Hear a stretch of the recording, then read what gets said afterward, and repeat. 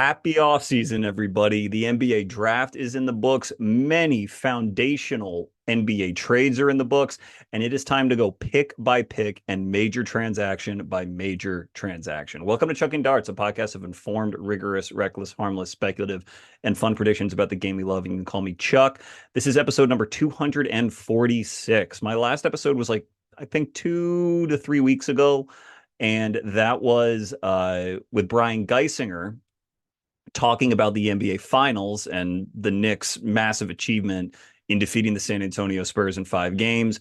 And the back half of that episode was a pre-draft episode because Brian's Hornets had picks 14 and 18 in the draft, and we talked about the value, the star value that frequently falls to that range, and some people the Hornets might look at, given how well positioned their team was pre-draft to take a leap.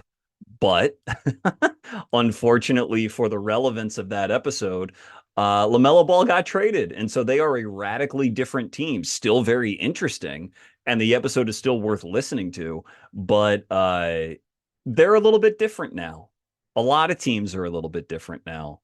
And what's most relevant to this show, of course, is the NBA draft. And I haven't had a chance to talk about the draft since the draft, which is the purpose of this episode. And for new listeners, for each of the last couple drafts, my post-draft episode is a solo kind of, I call them sprints, but they're not short. Just like a long solo analysis of the draft, only because I would be unfair to any guest because there's just too much ground to cover, and it would need, if I went through this with a guest, it would be in sort of like 3 parts. I have a couple people that I want to talk about this draft in more detail with, that hopefully I'll get to record with over the next few weeks, though recording the next few weeks is going to be tougher for me. So this is about talking about the draft and my rankings, because I also publish my written piece, which I'll get to in a moment, about the draft, and weaving in these trades that happened this week. I mean, I haven't talked about the Giannis trade, which seems like a lifetime ago, but between that, LaMelo, Jaylen Brown, Walker Kessler, Ja Morant, Kawhi Leonard, I mean, these are major transactions. So here is how I'm going to do it. Because honestly, I could try to split this up into 2 episodes, but it would feel, to me, inappropriate to divorce the draft from these trades, since obviously these moves interact with one another, and it all came in this whole 10-day time span. I might as well talk about it now because I've got the shot. So the recaps go like this for the draft. I start at pick number 1, which was obviously the Washington Wizards and Dybantsa. I talk about that team's moves on draft night. So in addition to Dybantsa, the Wizards also selected Felix Okpara, center from Tennessee, in the second round. So I cover every pick a team made once I get to their first round draft slot. So, the Hornets, like I mentioned, had picks 14 and 18. I will talk about both of those picks when I get to pick 14. But given the trades, if a team made a major move, and which are really the trades that I just mentioned, but for example, the Wizards signed Trae Young to basically a 4-year max contract, I'm going to mention that too and talk about how that interacts with the selection they made, if those moves seem like they are logical together and of a piece, or if I feel like a team is sort of acting at odds with itself. And I'll start with the Wizards here in a moment, but just so my ducks are in a row, my written piece, which was about my ranking of players, my big board, the dartboard, as I call it, is out on my Substack now. If you want to check it out and you want to read it, I think it's called the 2026 Draft Final Dartboard. The subheading is Distrust the Process. Very quickly, what that thesis is that this draft was full of on-ball talents, a lot of whom play point guard. But Dybantsa is an on-ball talent. He's just built like, a prototypical athletic wing. And the way that I found myself as the scouting cycle reached its conclusion really distinguishing between these players are like, yes, athletic traits truly matter, but it's really their process of how they operate on the ball. What are their processes towards scoring, towards playmaking? Which processes are better, frankly, and which processes are hardwired? I am a believer that your approach as an on-ball player, once you get into the NBA, is your default approach. And it takes a lot of work and a lot of commitment to change that process. And lots of times players don't think they should change their process. They think they should double down on what got them into the NBA. In Dybantsa's case, I think they want to triple down on what not only got them to the NBA, but what made them a top pick in the draft. And my rankings reflected the processes, both that I think were better or worse than some others, and those that I think are more malleable or less flexible than others. And so we'll start with the Washington Wizards and with AJ Dybantsa. So my rankings in that piece, my top four were the same top four that everybody had. I'll get to it later. There's a couple players who I really tried to see if I could rank in there, and there's probably one or two that I could have, but I went with the same top four. Dybantsa, Peterson, Boozer, and Wilson were the order they were selected on draft night. My order of them was almost the exact opposite. Boozer 1, Wilson 2, Peterson 3, Dybantsa 4. All in the same tier, so I don't think the Wizards were like completely out of pocket in selecting Dybantsa, but they do not go down as a winner in the draft for me because I think they got the fourth best player out of those four, the fourth best prospect. And to apply that thesis to Dybantsa, Dybantsa's process as a scorer, as a playmaker, to me is a very difficult one to build a championship contender around. I think he gets a lot of praise, rightfully so, for all that I know, for like a very winning personality, someone who is committed to winning, someone with the natural leadership qualities. And that's great. But that matters less to me than how you lead on the floor. You know, what position are you setting your team in possession after possession after possession? And Dybantsa, I just don't think set his team up well enough possession after possession after possession. You know, there's a discourse around right now about Jaylen Brown, which we'll get to when we get to the Sixers and Celtics and that deal. But a lot of what applies to Jaylen Brown, in my opinion, can kind of apply to Dybantsa. Dybantsa is not an outstanding three-level shooter.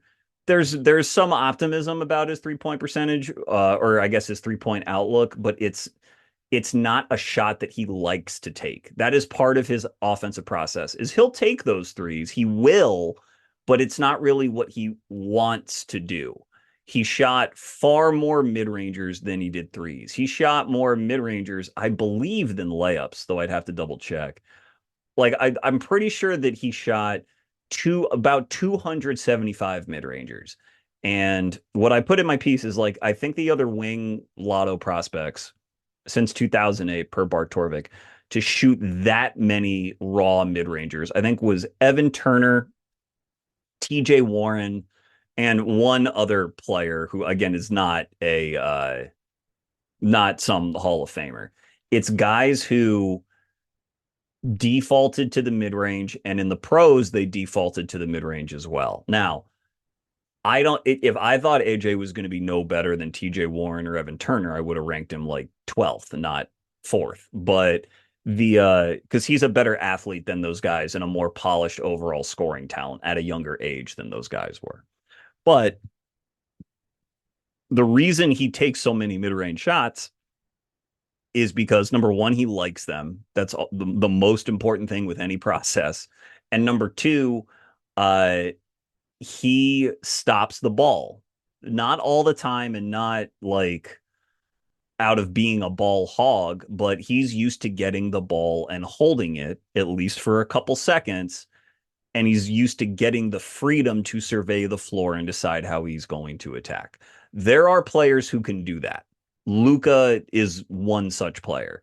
Jokic is another such player. But those two are all-time passing talents who can also get someone on their hip and get wherever the offensive player, Luka or Jokic, wants to go on the floor. They they get wherever they want to go and they can pass out of anything to the right spots ahead of a defense, one or two rotations ahead of a defense, and they generate good looks for their team over and over and over again. Dybantsa is not that way as a passing talent, not nearly. And he's not that way in terms of getting to the right places on the floor either. He is athletically talented enough to rise up from anywhere on the floor. So there are times where he looks like he gets to spots that he wants to get to. But from a defensive perspective, defenses can kind of wall up and anticipate his drives and flatten him out and make sure that he's in kind of a no man's land mid-range area. He has some counters with his footwork because he still did get to the line and get to the rim a lot, which is why, again, he's in the same tier as these other top prospects. But far too often for me, it resulted in contested shots that just did not look very good. He got whistles on a lot of them because he jumps really high and he swings his legs out really far, and that's a good outcome. But it's a little worrisome for me to bank a number one pick on that you end up in the mid range that much, taking shots that hard without really the playmaking counters to consistently punish. He would hit a lob here and again to a teammate that was like semi-scripted. He was really kind of looking for it. And that stuff looked a little better over the course of the year. He's not a helpless passer, but in January, I was on a podcast as a guest, and I think I compared him as like a really good outlier positive version of like Brandon Ingram, RJ Barrett. Those guys are guys who, in Ingram's case, like to settle for those mid-range shots. In RJ's case, have the physical talent to get downhill, but are sort of both suboptimal playmakers and suboptimal defenders. And that's what I view AJ as. Defensively, he does not anticipate well. He misses rotations. He's not in the right spot. He is more reactive than proactive. That's what I think he is on offense too. More reactive than proactive. And these problems are more intractable the higher someone is taken. The player who I actually think Dybantsa is a better prospect than, but who had this similar issue, in my opinion, in his draft year was Paolo. I had Paolo fourth in his draft year as well. In retrospect, some of the guys I had above him were, not guys who should have been above him. At least, Jaden Ivey I had third, for example. But Paolo favored the mid-range, favored sort of bully drives where he got to the line a lot, and that was projectable, but didn't have a lot of shake and wasn't confident in his three-point percentage and was just consistently not very impactful on defense. Dybantsa is a better overall offensive talent, but because he's a better shot maker, but the same sort of issue is there. And so the question is really, how high can an offense go with Dybantsa leading it? And the subtext here is Dybantsa is so big that if he's your lead initiator, what you can do and what the Magic have done with Paolo, what the Pistons have done with Cade Cunningham, what the Thunder have done with Shai Gilgeous-Alexander is like make it a very purposeful roster build to load up on defensive talent around them. Because if you're a wing and you're a lead initiator, you might be a bad defender, but you're never going to be as bad as a small guard lead initiator is. You're going to give away less. And it makes it easier to build a top 10 defense because you can splurge on Drew Holiday or Alex Caruso or Jalen Suggs or Asar Thompson, either in draft or free agency. And these guys can play with your lead offensive initiator and help contribute to a great defense as long as the offense, reaches a certain threshold. Can AJ produce a threshold where He's on a team with a top 10 defense that is now has good enough offense to advance consistently in the playoffs. I'd say I wouldn't write it off, but the offensive process, I have not seen a player out of like the people that I've mentioned. I'll throw the Celtics in there too with Tatum and Brown. Like I think Tatum, Shea, Cade were all better offensive centerpieces than Dybantsa. I think they all profile like I mean, say whatever you want about like Shea as a prospect because he was taken later in the lottery. That's fine. But in terms of what their strengths were and what they displayed very early in terms of their process, the NBA career, I just think Dybantsa is probably the worst shooter out of all of them.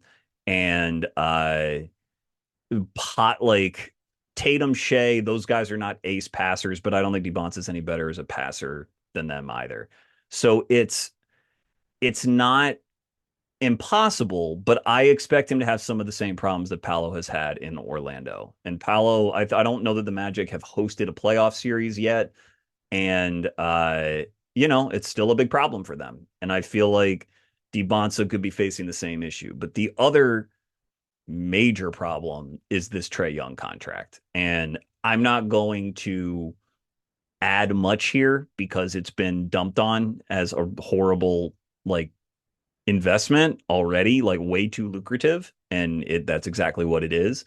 But the biggest problem is that it doesn't help AJ on offense or defense. We all know it doesn't help him on defense. AJ is not a good defender yet. And the Wizards, who had built their team, Alex Sarr, Koulibaly, Keyshawn George is a big wing.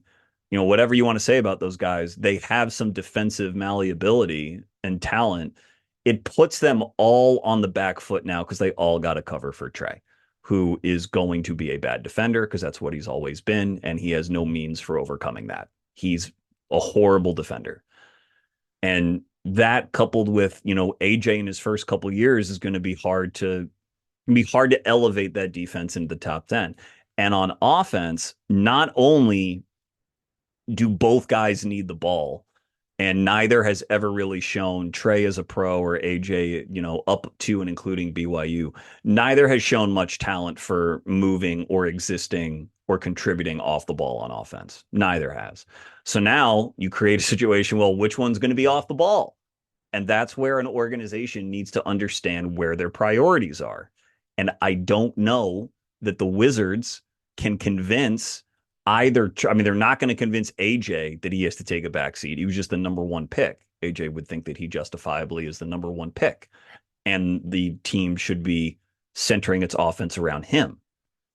Trae, though, just got a max contract and he's in his prime.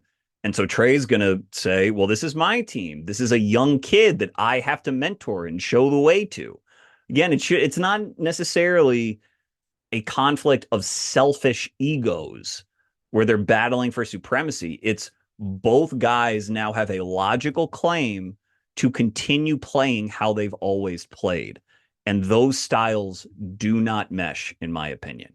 So the Wizards are setting themselves up for a pretty painful ride through this contract. This contract also sort of doubles as the length of Dybantsa's rookie deal. So any chance you had to really take advantage of that rookie contract and build like a pretty quick playoff team that'll be competitive in the Eastern Conference, that essentially has evaporated with this investment in Trae Young.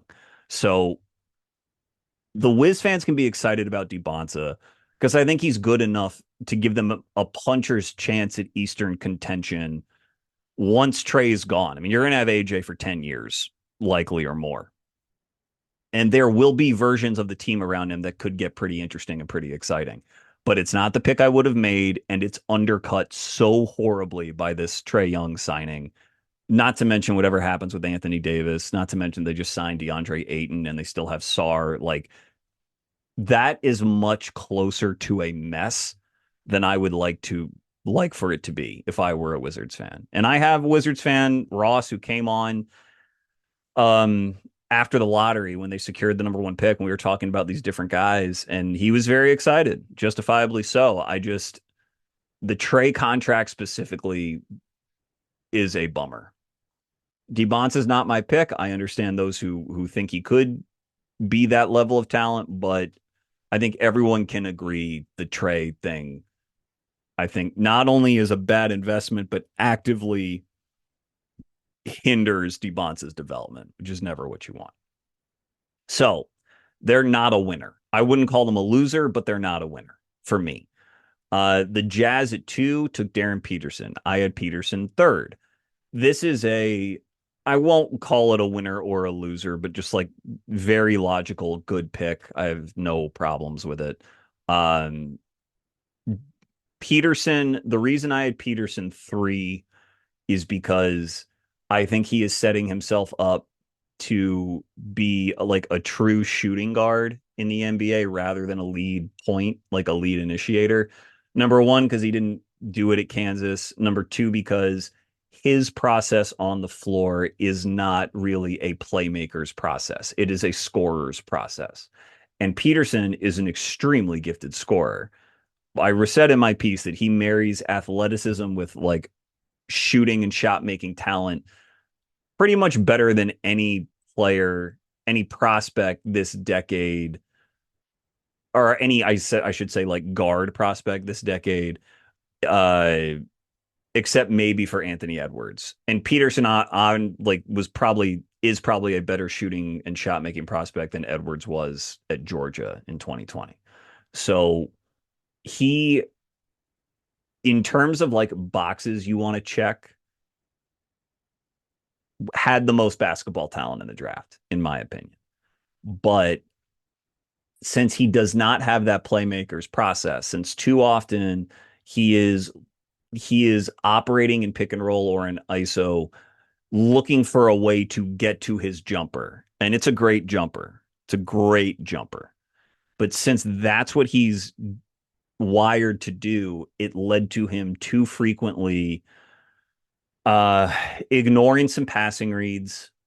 It led to him, more importantly, more troublingly to me, passing up driving lanes, conceding chances to get to the hoop. The rim and the area right around the rim is still the most valuable area of the floor. And I just think that Peterson preferred to find ways to try to get to his jumper more. Uh, Now he could draw fouls out of doing that in a different way than Dybantsa. Dybantsa draws fouls once he's really like jumped and is really high up and his legs swing into you. Peterson is much more clever about initiating contact with his upper body and kind of in a like a SGA kind of way, and staying on balance and drawing those whistles. He's good at that stuff and he'll be very good at it at the pro level, but it all means less if he has to play alongside a point guard. And I think he needs to play alongside a point guard. I just don't see him as a gifted enough playmaker um, to run a team himself. That means that uh, it depends on who that initiator is going to be in his prime, but it makes him more dependent than I'd like for him to be. And since he's a very good defender, I think Peterson is a very good defender, but he's like 200 pounds, which is nothing special. And he's not quite as big as a wing. Like, I don't think he's really going to be some all defense performer.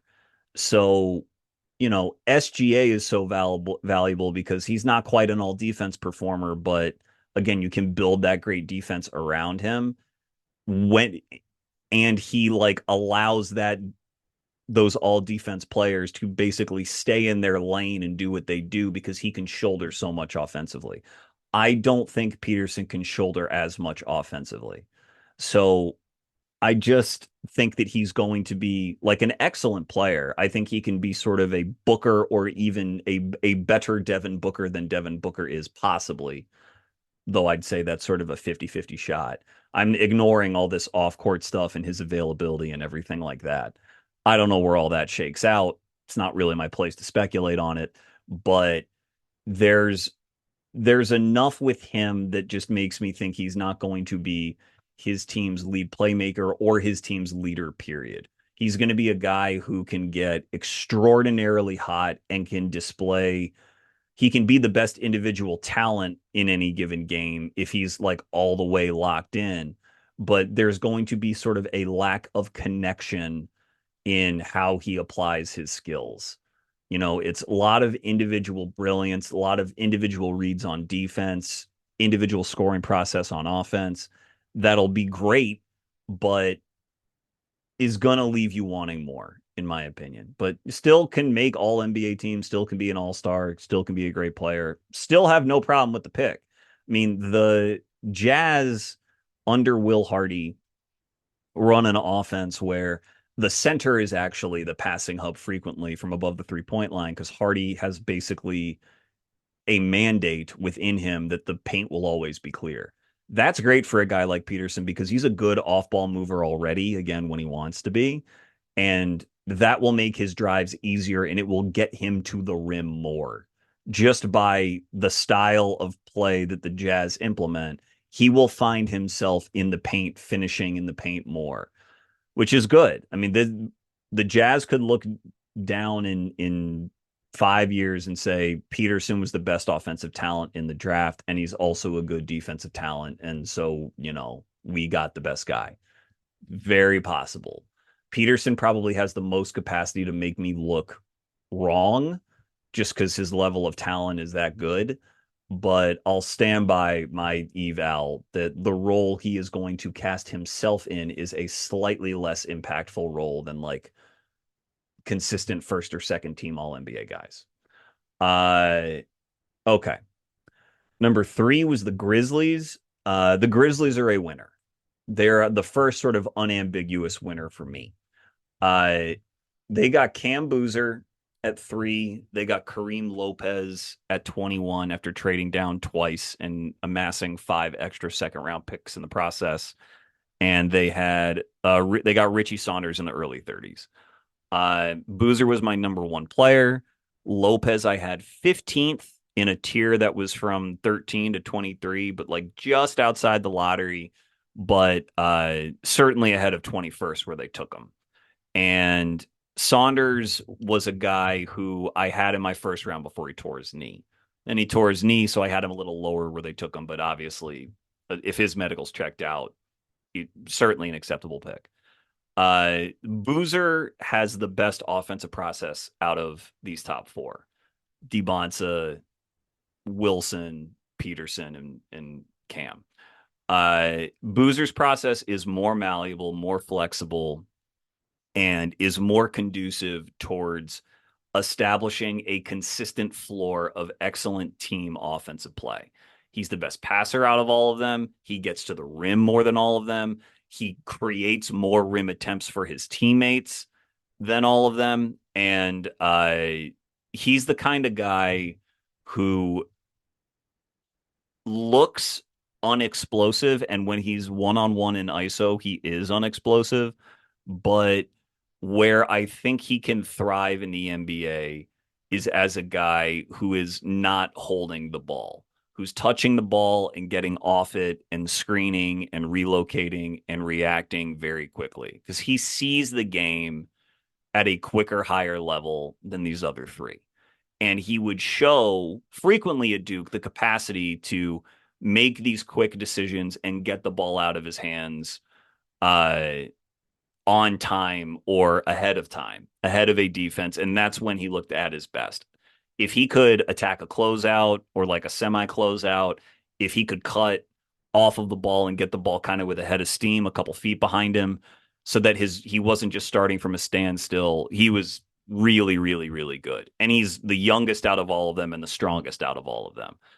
What I've said about Cam before on my podcast is that if you read the game the best and you can shoot threes, like guys get underrated for like weird body types, but Halliburton read the game the best and could shoot threes. Knippel could read the game at a very high level and obviously shoot threes. Both those guys were underrated in their draft years. And I see Boozer as like a much different player, different version of the same process by which guys get underrated. There's something physical that looks weird or off, but The numbers certainly don't lie, and Boozer's process on tape does not lie. I don't think he's ever going to be like a crazy movement shooter. He's going to be a guy who can get his shot off because he's big and he has a high enough release. But he's just going to pop, and if you let him shoot, he can punish you. If you try to play him up, he's quick enough to get his feet organized on the catch and get by you. It's just when he is at a standstill in ISO, and then he looks like a pretty ordinary guy.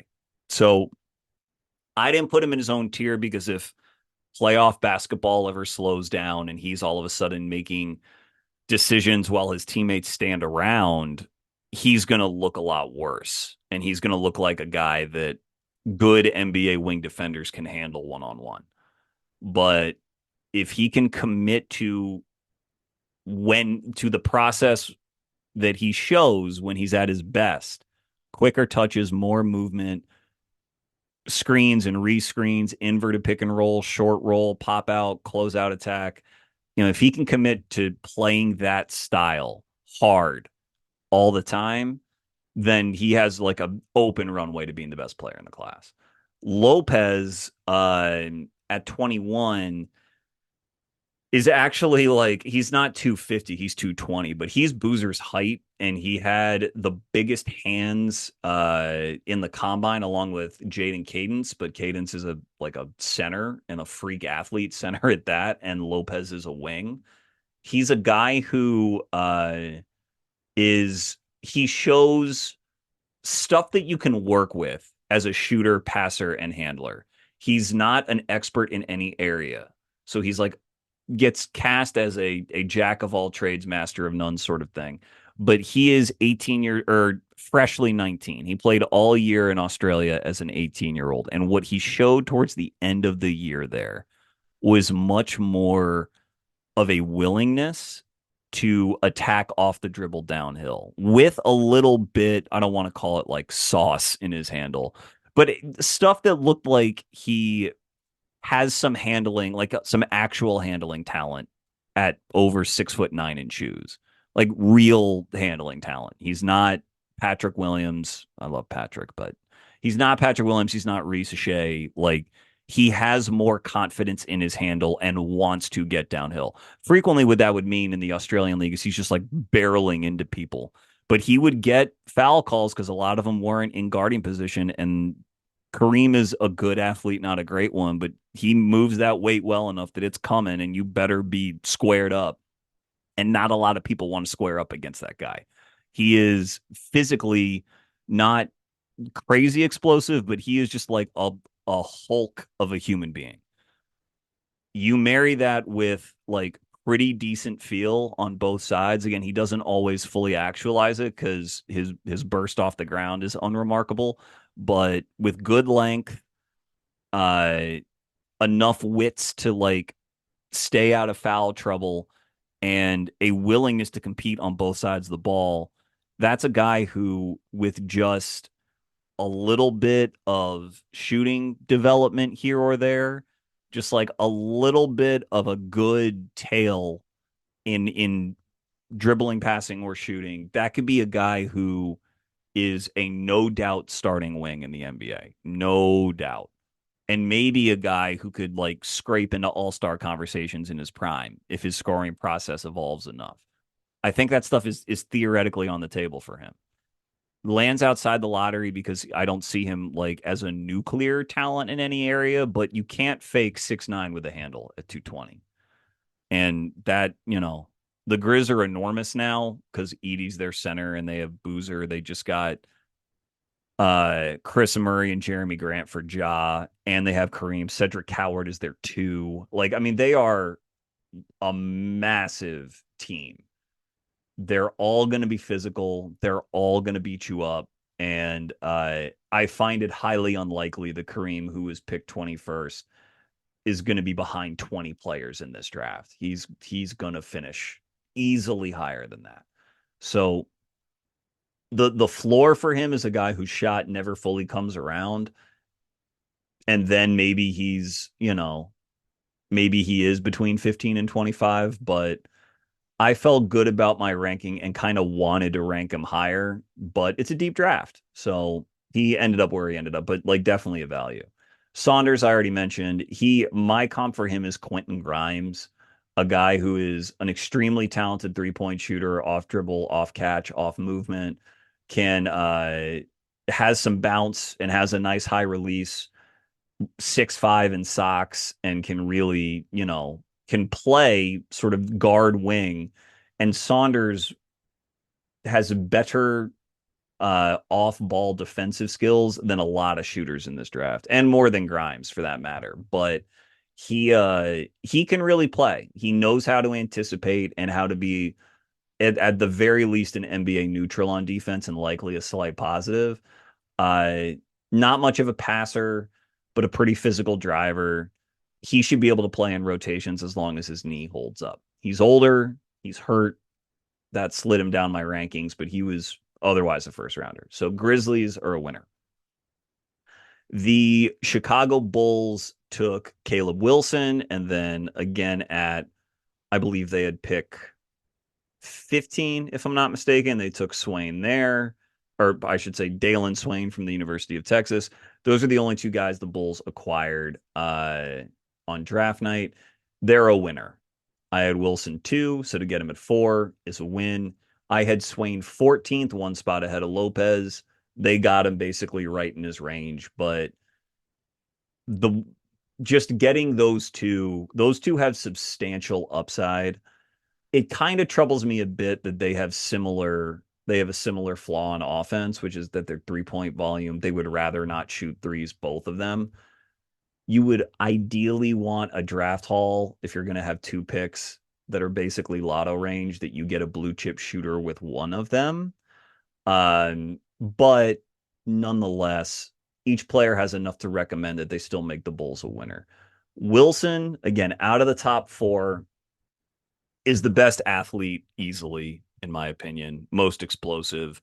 If he hadn't gotten hurt this year, he would have had, over 80 dunks and maybe scraping 90 dunks. And that is like, you're talking Zion, Anthony Davis kind of territory with that one. Relentless worker, a real student of the game, still pretty raw in terms of how he attacks the defense. A lot of stuff was in ISO in North Carolina, a lot of it starting in the mid-range, a lot of it starting with his back to the basket, which is not really what the NBA indulges. I think UNC should have done a better job to get him easier looks, but the NBA will get him easy looks. Every NBA offense is good enough that they're going to get him stuff where he's either in the dunker spot with more space early in his career and is an instant rim gravity threat there, or they'll work him into a screening action, get him going in the short roll where he's a threat to just elevate and detonate over anybody. He's a good underrated passer, in my opinion. Again, that's where I think his studiousness and the work he puts in shows up. So he can make plays out of the short roll in that capacity. And if they have him run inverted pick and roll where guards are screening for him, I mean, guys will go under because they'll be so terrified of him blowing by them and getting downhill. But that'll give him chances to rep his 3 out. His jumper from mid-range was good, like legitimately good, made a lot of difficult ones. And to me, with someone that athletic, his free throw numbers and his mid-range numbers are encouraging. Only made 7 threes and like ignored the hoop a lot when he caught the ball out there. So it's going to take a while. But since he could eventually make all defense teams, and since he's such a good finisher, like he's not going to have any illusions about being like an on-ball MVP candidate the way that Dybantsa will, for example. And that means that he's just going to add to his offenses without really taking anything off the table. He's going to get to the line. And if, as he gets through his prime, someone that athletic, I think that you could see him as sort of like a Pascal Siakam kind of arc. He's not quite as like heavy as Siakam was, he's going to be able to play center less than Siakam can in a pinch, but probably more like purely faster, better, bouncier athlete than Pascal. And that's a guy you really want.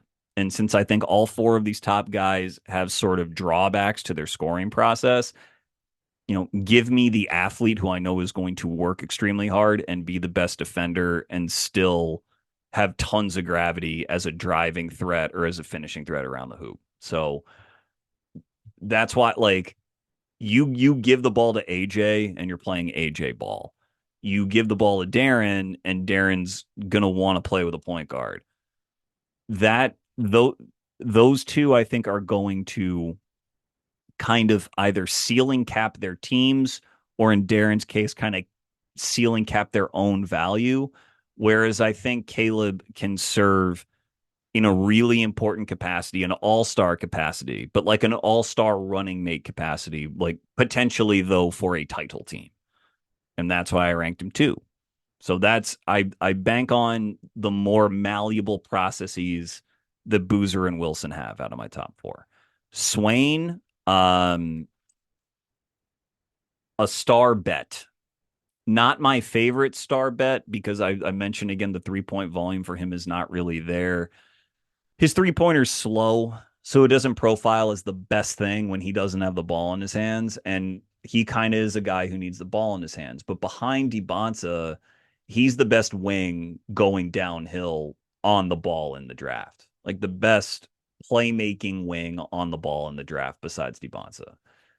Like Dybantsa, I think he's nothing special as a passer, but Swain is like a once in every 3 drafts level wing finisher off the dribble around the hoop. Like when he gets to the hoop off the bounce, and he has a really good handle for someone who is 6'7" in shoes.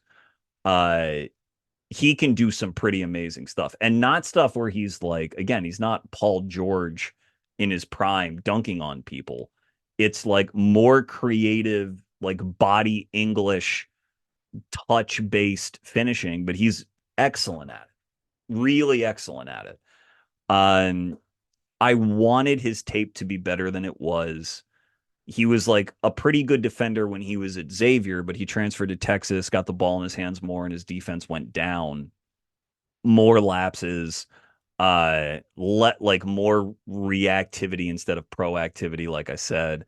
And as someone who is a good shooter, not or an okay shooter, not a great one, not a great passer, who knows as a defender, that's what slid him down to sort of the end of lottery in my board. But, Chicago's going to have a lot to figure out because I don't really love the fact that their offense is still just by default going to revolve around Josh Giddey. But Swain, when you can cover ground like him, at his size with his agility and athleticism, like it's stuff that you can see really working in the playoffs. We're eventually going to get to all the small guards in this class that got a lot of publicity. Those guys are all going to struggle in playoff settings. All of them will. And Swain is someone who I think can hold up more.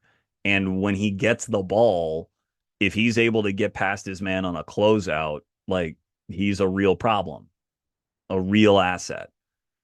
He can hit threes off the dribble. So if he has the ball and guys go under, he can punish them, or I think he'll be able to punish them. He shoots well from the line. Like there's a lot to love. I had at various points in the year, I had Swain in the top 10. It's just that, like I said, without shooting, passing, defense, all that stuff is questionable enough with him that he slid to the back, but still like a good value at 15 when the Bulls took him.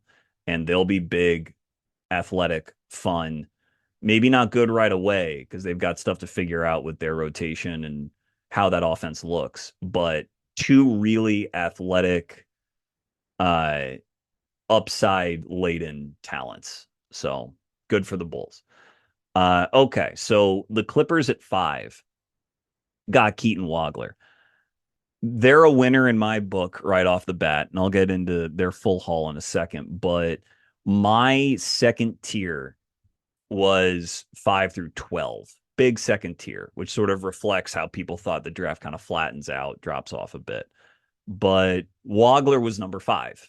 It was my rankings were Wagler 5, Alan Graves from Santa Clara 6, Kingston Fleming 7, Yaxel Lindeborg 8, Abuka Okori from Stanford 9, Ade Mara 10, Morez Johnson Jr. 11, Mikel Brown Jr. 12. So the Clippers get like the guy I would take in their position, which was Wagler. And then they also get a few guys throughout the second round. Baba Miller, who I had as a first round talent. They had this guy, Narcisse Ngoy, who I didn't know who's going to Auburn.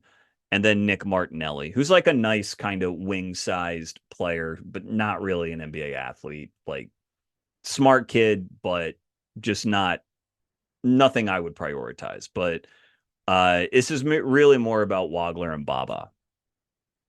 I guess we can talk a bit about the Kawhi trade, but I'll talk about Kawhi more when we get to the Raptors.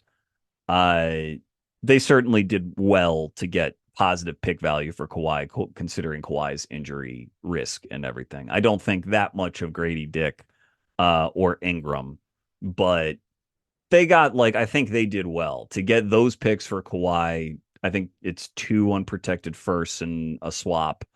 Uh, Given Kawhi's age and injury risk, that's good. So back to Wagler. Keaton to me, along with Boozer, like if you view it as a top 5 instead of the top 4, he and Boozer had the 2 consistently best approaches offensively. Again, getting back to process, the 2 best processes. And Wagler has a better handle than Boozer. Like Boozer, Wagler is not an explosive player, but he frequently got to the right spots on the floor and got in the lane and got downhill. In ISO, I think in a more clean, consistent way than Boozer did. Wagler off the dribble was like a dead eye shooter this year. One of the best off the dribble deep 3 shooters in the class. So he had guys playing up on him in ISO or in pick and roll. And Wagler's just very smart, very crafty. And with a good enough handle, he knew how to threaten that 3 and attack when footwork was too shaded towards, playing up and trying to take that 3 away. He would initiate contact and spin off it. He would hit behind the back dribbles. And the thing with Wagler that you hear is that he never gets sped up, and he never did. He stayed on balance, and he was very patient in waiting for the right crease or the right angle to attack. And he'd get downhill. He would have been in my top 4 and ahead of 1 or 2 of those guys if he were a better finisher. But despite being 6'6" in shoes, he didn't finish well because he's not explosive off of 1 foot. So even though he could create some space for himself with a deceleration or, whatever, he just didn't get any lift, and guys could recover and block his shot. That happened a lot with Wagler. What he needs to do is play off of 2 feet a little more. I compared Wagler because I was high on Wagler for a while, and I think pretty early in this draft cycle, I compared him at one point to not Jalen Brunson in body type, and not Jalen Brunson really as an overall talent, because Brunson just was such a beast in college. I'll get back to Brunson later and talking about these small guards, but just in that the poise that he played with was special enough to me that I could see him molding his process with all of his patience into playing off of 2 feet more than I could see, for example, Dybantsa molding his process to excise the right amount of mid-range attempts. I think Wagler has a more malleable process, and he's a better 3-point shooter than Dybantsa off the dribble or off the catch. But again, I ranked him 5th, Dybantsa 4th. I wish he were more athletic. I wish he finished easy buckets more. but he got to the line again because all that patience in the lane and in getting downhill allowed him to initiate and sell contact. But he just is going to need to work in more pivots, more jab steps, uh, so that he can get his shot off and just shoot off of 2 feet. It's easier said than done. Not saying it's going to be like clear as day for him, but he'll have more space in the NBA. And if he can rep out his 2 foot game, he can be one of the 3 or 4 best players in the class easy. I mean, Illinois was the second best offense in the country, and it came to revolve around him. It did not revolve around him at the beginning of the year, but he was the best decision maker on the ball, and they sort of handed him the reins. They handed him the reins. He was basically too good to not make a lead playmaker. They were not trying to fit a square peg in a round hole. And that stuff really matters. And like when I see that, it's an extremely green flag for me. So I'll talk to about him a bit more when I get to Mikel Brown because he's the other guy roughly the same size who is in this tier, and he was picked sixth. But I just like Wagler's process a lot more than Brown's, and so as a very productive player, with a lot of poise, who already has some counters, and I think is going to build in more. And the free throw shooting, just to hit on it again, is you would think a guy who is like unremarkable athletically would not be getting to the line. That is one of sort of the drawbacks you think should be etched into their game that is not etched in Wagler's. He really does have a high base of stuff that I think he's going to be able to do at the NBA level that I think will give him this final, like, capitalizing on 2 feet between 6 and 15 feet. Like, I think he's going to be able to do that, in my opinion. So again, not like an absolute blue chip can't miss point guard prospect because the athleticism stuff does matter, but a very, very good one who I think is essentially like bust proof with a ceiling in maybe like third team all NBA land or all star land, maybe higher than that if this 2 foot stuff really comes along. Baba Miller, real quick, was in my first round, had him, I think, 26th, and they got him around 36, 35, 36, around there. And Baba, like Keaton, is skinny. You know, Baba's less than 210, but he's 6'11 and a half in shoes. So he's a real string bean.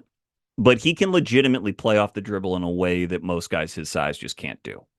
And his length is such because he is like a 7'2" plus wingspan that it's easy for him to dunk the ball if he has any sort of runway or if he is cutting off the ball and is a play finisher. Last year, Danny Wolf was the sort of like oversized ball handler. He went late in the first. And in my opinion, Baba's a better prospect than Danny. I think he's less turnover prone than Danny. I think that he profiles as a better defender than Danny and a better finisher. Baba, his 3-pointer, not there yet, though he takes a few of them and occasionally makes one. He's always going to be a tweener on defense in sort of a negative way because he's so skinny. But guys his size who can handle as well as he can and who can pass as well as he can. It's not just Danny. It's Naz Reid. It's Kyle Filipowski, who's a little smaller, in fact. It's Mamukelashvili, who just got a bag from the Lakers. Someone else I'm forgetting. But these guys tend to just outperform their draft slot. Oh, Maxime Reynaud is the other one from last year. They just tend to outperform their draft slot because teams look at sort of the defensive faults, and frequently guys that big aren't great shooters yet. Reynaud was a bit of an exception. And they're just like, there's no place for this player. Don't know what he is on offense. He's going to be a liability on defense. I'm just going to pass on him. But being able to handle at that size frequently compensates because you can get downhill to the rim very quickly. You can draw fouls. In Baba's case, you can help as a weak side defensive player here and there. Um, I just think that that is stuff that hangs around in the NBA and is much less replaceable than 6'3" guard with a bag. There's plenty of those. There's always going to be plenty of those, you know. But guys Baba's size who can handle as well is a little more rare. So he snuck into my first round. So Clippers are a winner. On to the Nets. The Nets last year, I clowned along with I think the majority of the community for their nonstop picks at, you know, high assist rate but weirdo players. I know I just sung Baba's praises, but again, I ranked him 26th. You know, they took Joman 8th. They took Traore 18th. They took Sarif 27th, Wolf 28th, and then Drake Powell's not a point guard, but they took him 22. Joman was better than I thought he was. To be fair, I underrated him, and he is a clear NBA player. We'll see to what his ceiling is in the years to come, but he's a real guy. Mikel Brown Jr., who they took here, I think is a defensible pick because I had Mikel in this tier. I don't think they're a loser of the draft the way I thought last year, but I hesitate to give them winner status because I have enough questions again about Mikel's process, working that thesis through. When I applied it to him, his issue again is not talent. He's a very talented, deep 3-point shooter. He can shoot off the catch or off the dribble. He can probably shoot off movement too. When he gets someone on his hip and he has a lane to the hoop, he's a very good finisher and has some pop.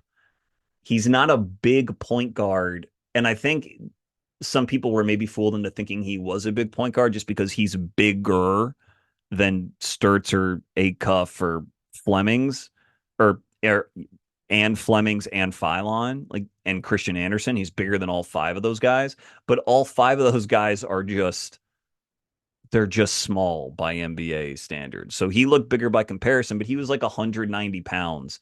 Dylan Harper last year is 212. It's just a massive difference in terms of the force that he plays with. And Mikel doesn't play with a ton of force. If you stay in front of him, if a big was in the right position and drop and Mikel was coming downhill, that lack of extra weight resulted in Mikel panicking with his handle. His handle is not tight, not that tight, not as tight as Wagler's, for example. And so he would panic and pick up his dribble early, pass, make some haphazard or like overly risky passes that would either sail out of bounds or put the recipient in like a bad way because they'd have to work to corral it. And it just frequently allowed the defense to reset.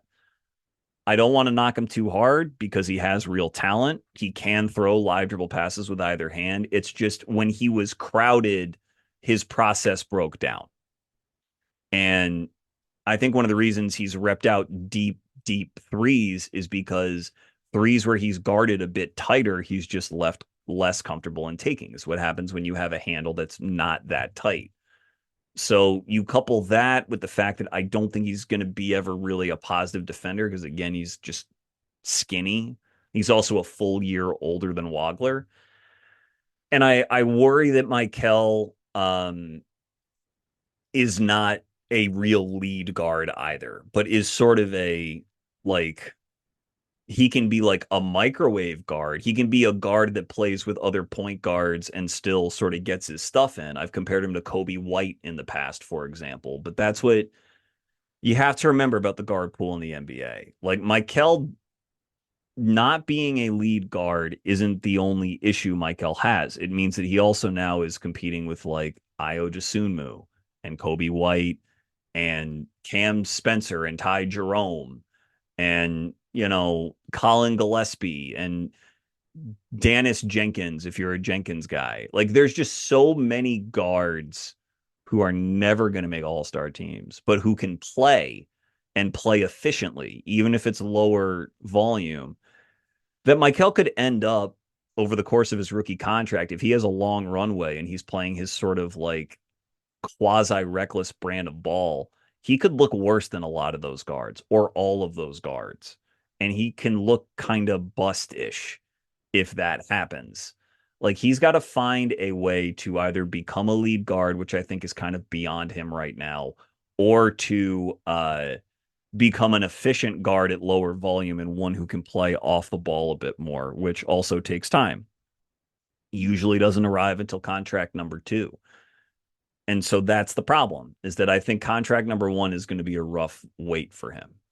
Still has talent, can still look when he's really cooking is sort of like a diet Dylan Harper, because he does have some, physicality and tools on both sides of the ball, but it's just I think it's going to be hard for him to smooth his process out and pick the right lane as either lead guard or as efficient secondary guard.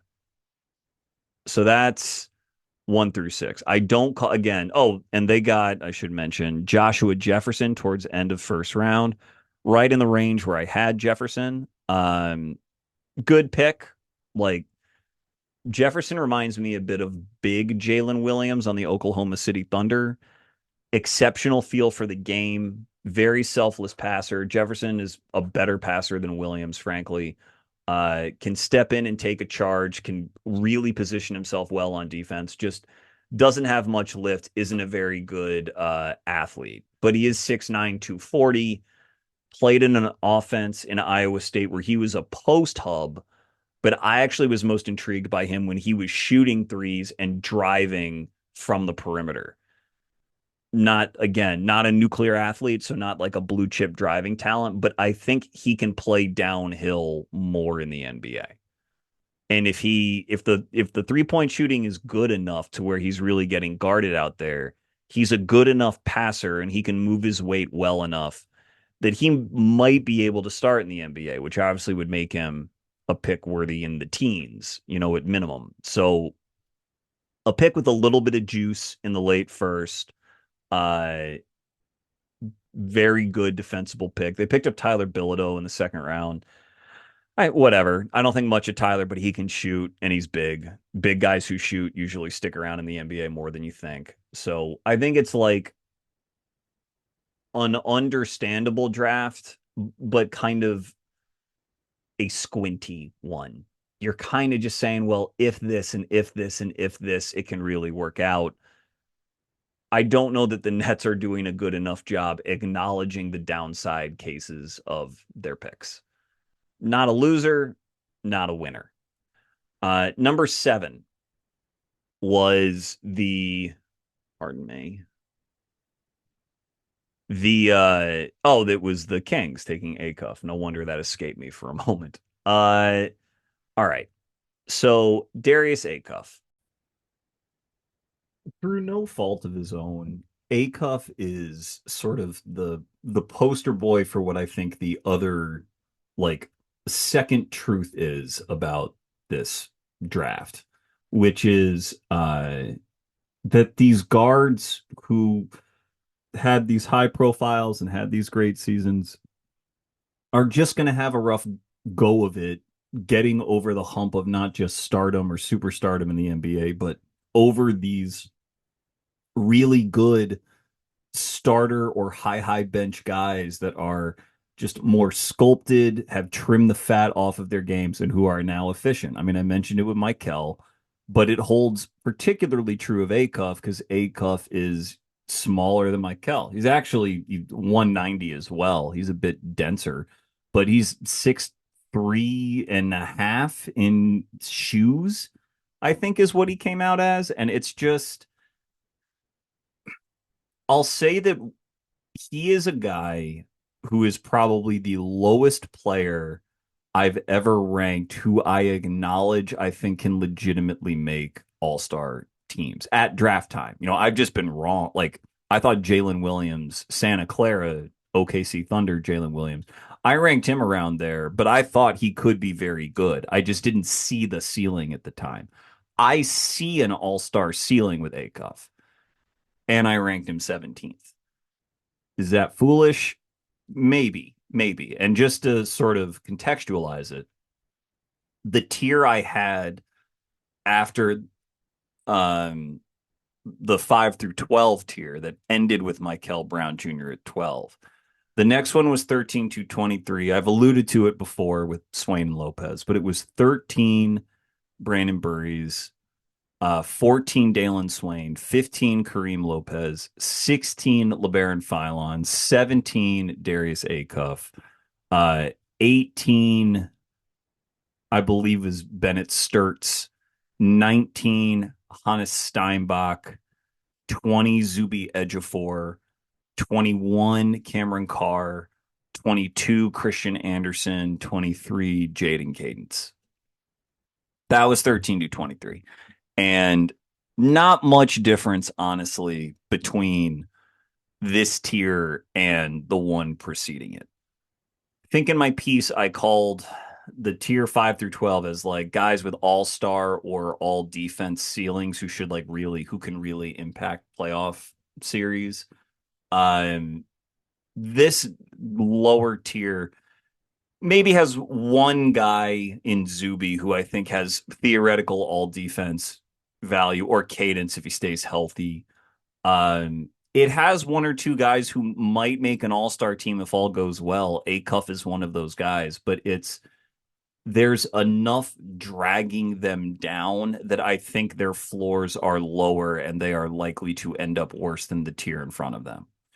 Um, Acuff, in terms of the theory about process and his process as an on-ball player, his process is, I would say, not great, but not disqualifying. I mean, there's still plenty about it that's very good. I think as a playmaker, when he throws passes, they are usually accurate. They can be a rotation ahead of a defense. He's particularly good in the middle of the floor, negotiating a two-man game and pick and roll and hitting guys for lobs or hitting guys in the dunker spot when a defense is overcommitted. He can keep his handle alive and has a good enough handle to punish. But what Acuff's talent is, the reason he went seventh to the Kings is his talent as a shot maker. And he just, again, I just think he takes too many shots in the mid range. That's the problem. Kingston Flemings, who we're going to get to next, also took a lot of mid rangers, but I think Kingston has more of an ability to elevate out of that habit because he's just so much more athletic than a guy like Acuff. Acuff is strong and he's tough and he can get his buckets against anybody because he's a good enough mid-range and a good enough three-point shooter to get him off against anyone. But it's still going to be an uphill climb to play that sort of shot maker first ball and consistently lead your team to wins. It's just really hard. It can be done. I mean, Shai Gilgeous-Alexander was the finals MVP in 2025. Jalen Brunson was the finals MVP in 2026. And hell, Jaylen Brown, bigger than both those guys, he was finals MVP in 2024. All three of those guys like the mid range, all of them. So I don't want to say like just because a player likes a mid range, they are toast. But SGA, first of all, can get to the line essentially whenever he wants, and like no one can guard him. The whole thing with SGA, his whole career, is that no one can really guard him. The whole thing with Brunson, despite being a small guard, is that no one can really guard him. And when Brunson was in college, where he won two national titles, he ended up shooting 70% at the rim over his last 2 years, which is like what a center or like a really good big wing like Dybantsa, it's what he does. So Brunson always played bigger than he was. Acuff is just more guardable. He can get his jumper off, but when he's not getting his jumper off, when he's trying to take layups and a guy's guarding him, he has a couple bag of tricks here and there, but it can be tough. He's just not that athletic. He doesn't gain that much separation. And the problem when you have a guy who's athletically moderate is if they're not great, if they're not in a Brunson category or in, again, SJ and Jaylen Brown, they're bigger. But if they're just good and not great, then when that ball misses, that's when there's trouble. Because if the ball misses, the other team's going to try to push transition the other way in the NBA. That's what happens. And Acuff isn't good enough to get back and be a positive there in any sense. Like his defense gets killed already, but I think when most people think of bad defense and bad defensive guards, they think about like the playoff crucible and putting him in the action and torturing him over and over. The way Jalen Brunson did to James Harden, in game one of the Eastern Conference Finals this year. And yes, Acuff has those drawbacks too. Don't get me wrong. But it's more the stuff that happens within the flow of the game when he is in the mid range or driving to the hoop, but the angle's not good enough. He misses. He's not going to recover back into the play. Not because he doesn't have a motor, but just because he just doesn't have the athleticism to. And that's the problem. If he were a better mid-range shot maker, I'd be all in for the Kings taking him here and maybe even would have him higher. If he got to the line more easily, he still gets there, but if he finished better around the rim, just seemed like he was more of a physical problem punishing people, then yes, I'd be on board. And I think there may be years where he is so volcanic from three and he's playing maybe with Reynaud with more space in the paint where like he just tears off an insane multiple month stretch and he makes an all-star team. I see that as possible, but I just find it hard to bank on the idea that this guy's going to be giving his team advantage after advantage after advantage in a playoff setting. Maybe that still means that I should have like ranked him 11th, instead of 17th. Even saying it out loud sounds kind of harsh. Maybe it is. I don't know, but that's where the replaceability current drags at him. It's just hard, and it does for Phylon too when I get to Phylon. But like Acuff, you are revolving around Acuff, and Acuff can play off the ball. He's a clever player. He can scoot around picks and do sort of a Jared McCain facsimile when he wants to. But that's the thing is that, there are other guys in the league who can do that, like McCain or like in this draft, Bennett Sturts, or in this draft, Christian Anderson. And you're going to be able to get guys like that. Or, there will be a Peyton Pritchard, or there'll be, I've already named the names, but there's just going to be guards. There will always be guards. Even if there aren't like rookie guards, there will be second contract guards. There will be John Morant, who I think the Kings didn't trade for because they were going to take Acuff. But there's never a theoretically like perfect hand in glove player on the free agent market or on the trade market for a given team looking to fill a hole at guard, but there are good options to do it. And the other teams that are not investing in Acuff will get good options that they can work onto their squad. And that's where these small guards, that's where it's really hard. Is that the rest of the teams that they're competing against, they are not going to have deficiencies at guard. For whatever you hear about, like, oh, well, the Houston Rockets didn't have enough of a traditional point guard, and that's why they weren't good. Well, I mean, okay. They also consciously, like, didn't really replace Fred VanVleet, and he got hurt right at the beginning of the year. Okay. If that injury had happened in April rather than in September, they probably would have gotten someone. That's just that's more how I feel about it is like, if you consciously don't try to replace someone, you might have a hard time. But if you go into a summer thinking to yourself, I'm gonna, we're gonna count on the market and we're just gonna use the market to get undervalued guys. Guard is the first position where you're gonna find undervalued guys, in my opinion. And so Acuff has to buck all the odds on that too. He's a good player, he's a talented offensive player, no doubt. But apart again, I've mentioned his defense. Defense is gonna be really bad. His offense is going to have to revolve around him. He's not really going to help you much on the margins, except he has a good enough handle to prevent turnovers, so that's good. He'll be exciting. He has great intangibles from everything I've heard about him, great leader. Obviously, it'd be really cool if he led the Kings back to relevance and, was their guy and embraced that city. I hope he does. But I just, from a competitive standpoint, going to be really hard, man.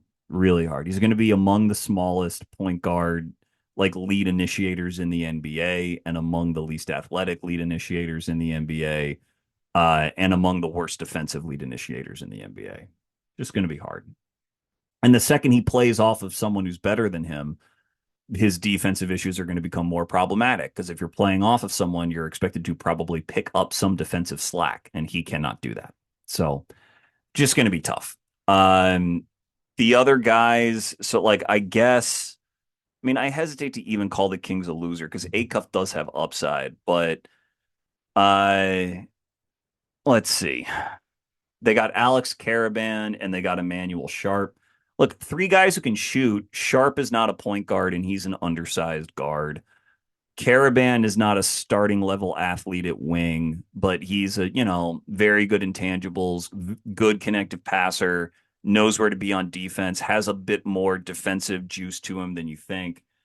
I had him in the late 30s, just because I don't think he does enough on the ball to be a starter, but I think an okay pick.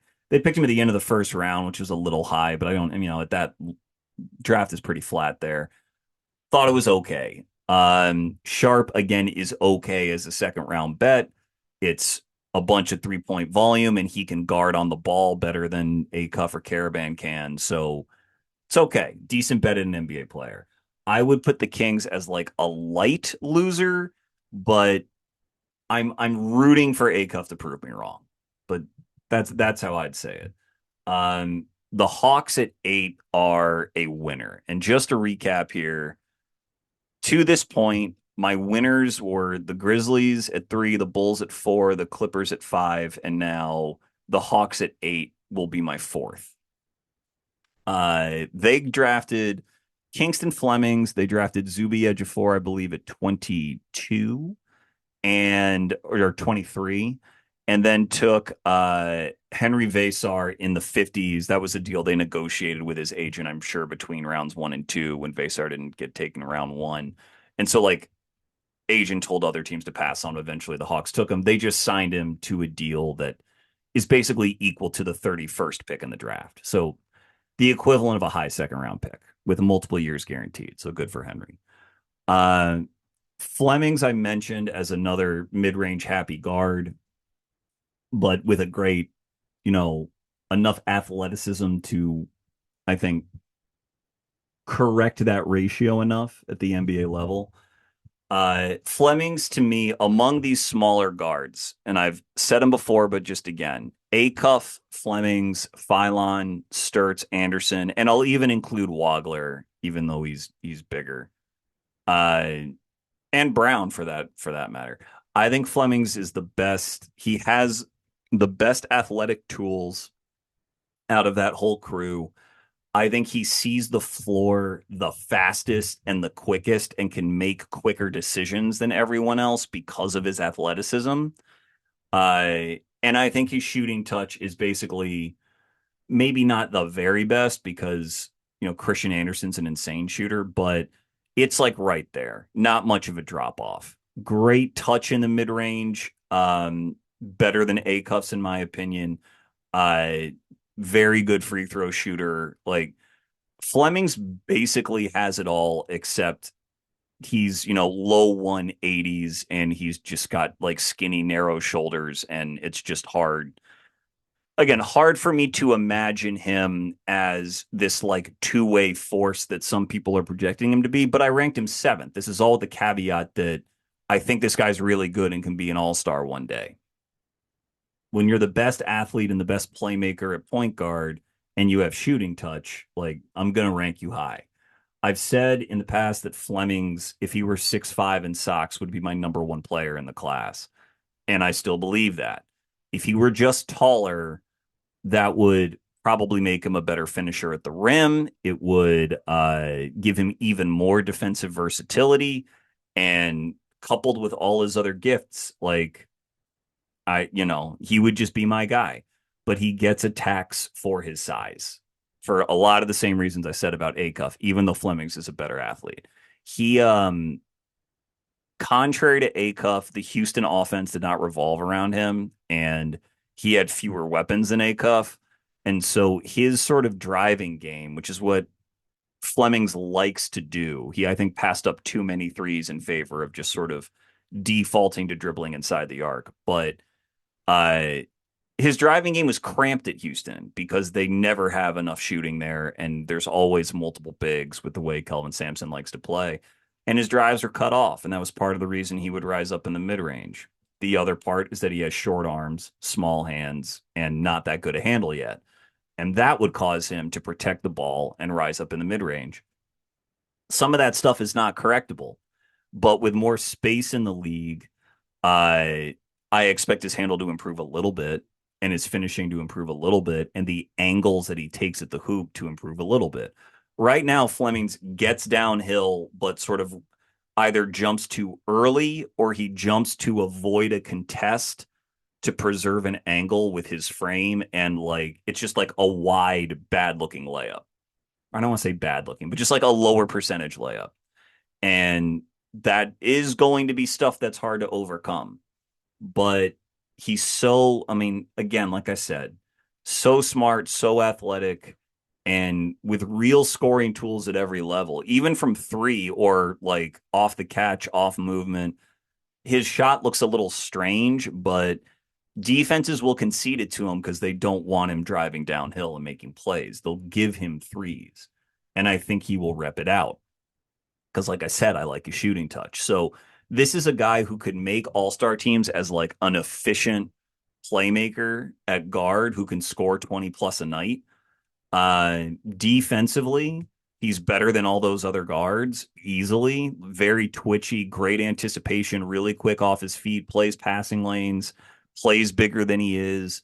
But I hesitate to call him a defensive weapon only because the size is just hard. It's just hard.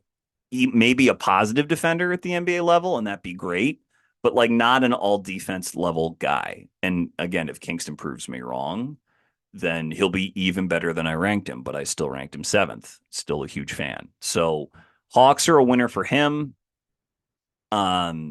Zuby, I mentioned I thought Zuby had an all defense case or like a possible all defense talent. At 23, you take that a million times. I mean, anyone who makes all defense is usually top 10 in a redraft, top 12 at worst. And so Zuby has substantial upside just for that possibility. 240 pounds, 245, 7'2" plus wingspan, and carries his weight as well as just about anyone I can remember this decade who is like that build. Very twitchy, slides his feet so well, student of the game, probably in a draft full of great motors, probably the best motor in the draft. In fact, he and Flemings are probably 1-2. Feel pretty confident saying that. Just like, and that's a great thing to draft. You draft really good guys who have motors that hot, you're on your way. Zuby, I actually talked about him with Brian Geisinger in my last episode, so I won't restate it too much. But like, the only reason Zuby wasn't in my lottery, and there was times when he was, is that I'm kind of banking on him going from an undersized 5 at the college level to a wing at the NBA level, which is just sort of like a hard transition to bank on happening.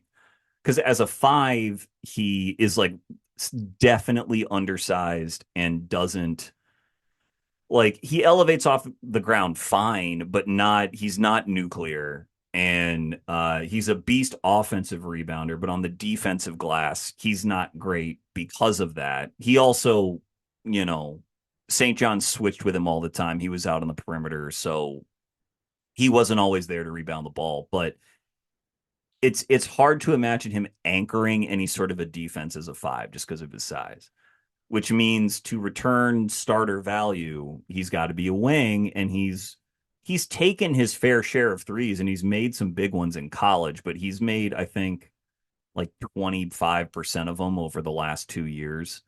It's just a lot to bank on. I don't hate his form. Again, has every intangible in the world. It might get there, but he's going to be a guy offensively who I think teams are going to tell to like sit in the corner and other teams will ignore, and he's just got to take and make his threes. But the version of that player in the past who's like won playoff games for teams are like Grant Williams or Terrence Mann. Again, notably have like won elimination playoff games because the other team was conceding so much and they were hitting their shots. Zuby will be kind of like that, except with all defense upside. Grant Williams is like a good underrated defender, and Zuby is just much more of an athletic stud than Grant ever was, with the mind to match it. So it created like a real kind of conundrum for me to where to rank him. Again, I had him in my lotto as of like 2 weeks before the draft. It's just that there is a floor where the shot never goes in, and now he is kind of like a backup hustle five, which should still keep him in the league, by the way, but hard to imagine monster outcomes if he's not playing more than 15 minutes a night. But he's, the defensive talent, his ability to switch and guard, legitimately guard 1 through 4 at the NBA level is like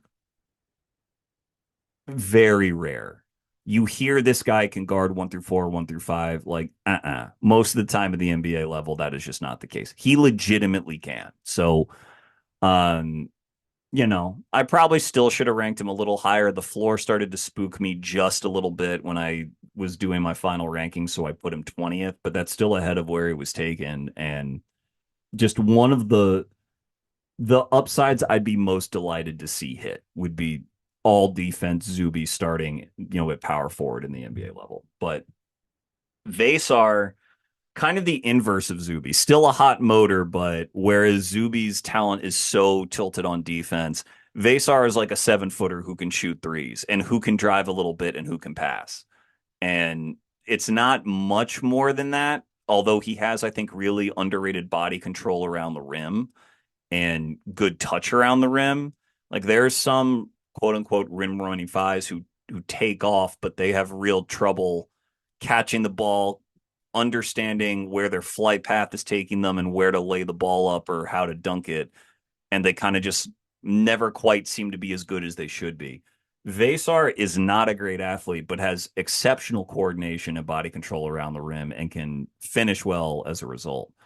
And with his ability to shoot threes, like 7-footers who shoot threes, look at not just great, playoff players in the NBA like Wemby or whatever, Jokic or whatever, Towns, etc. Guys who can really, really stretch at 5. Look at the guys who've gotten paid in free agency, like the Hawks themselves paying Jock Landale, for example.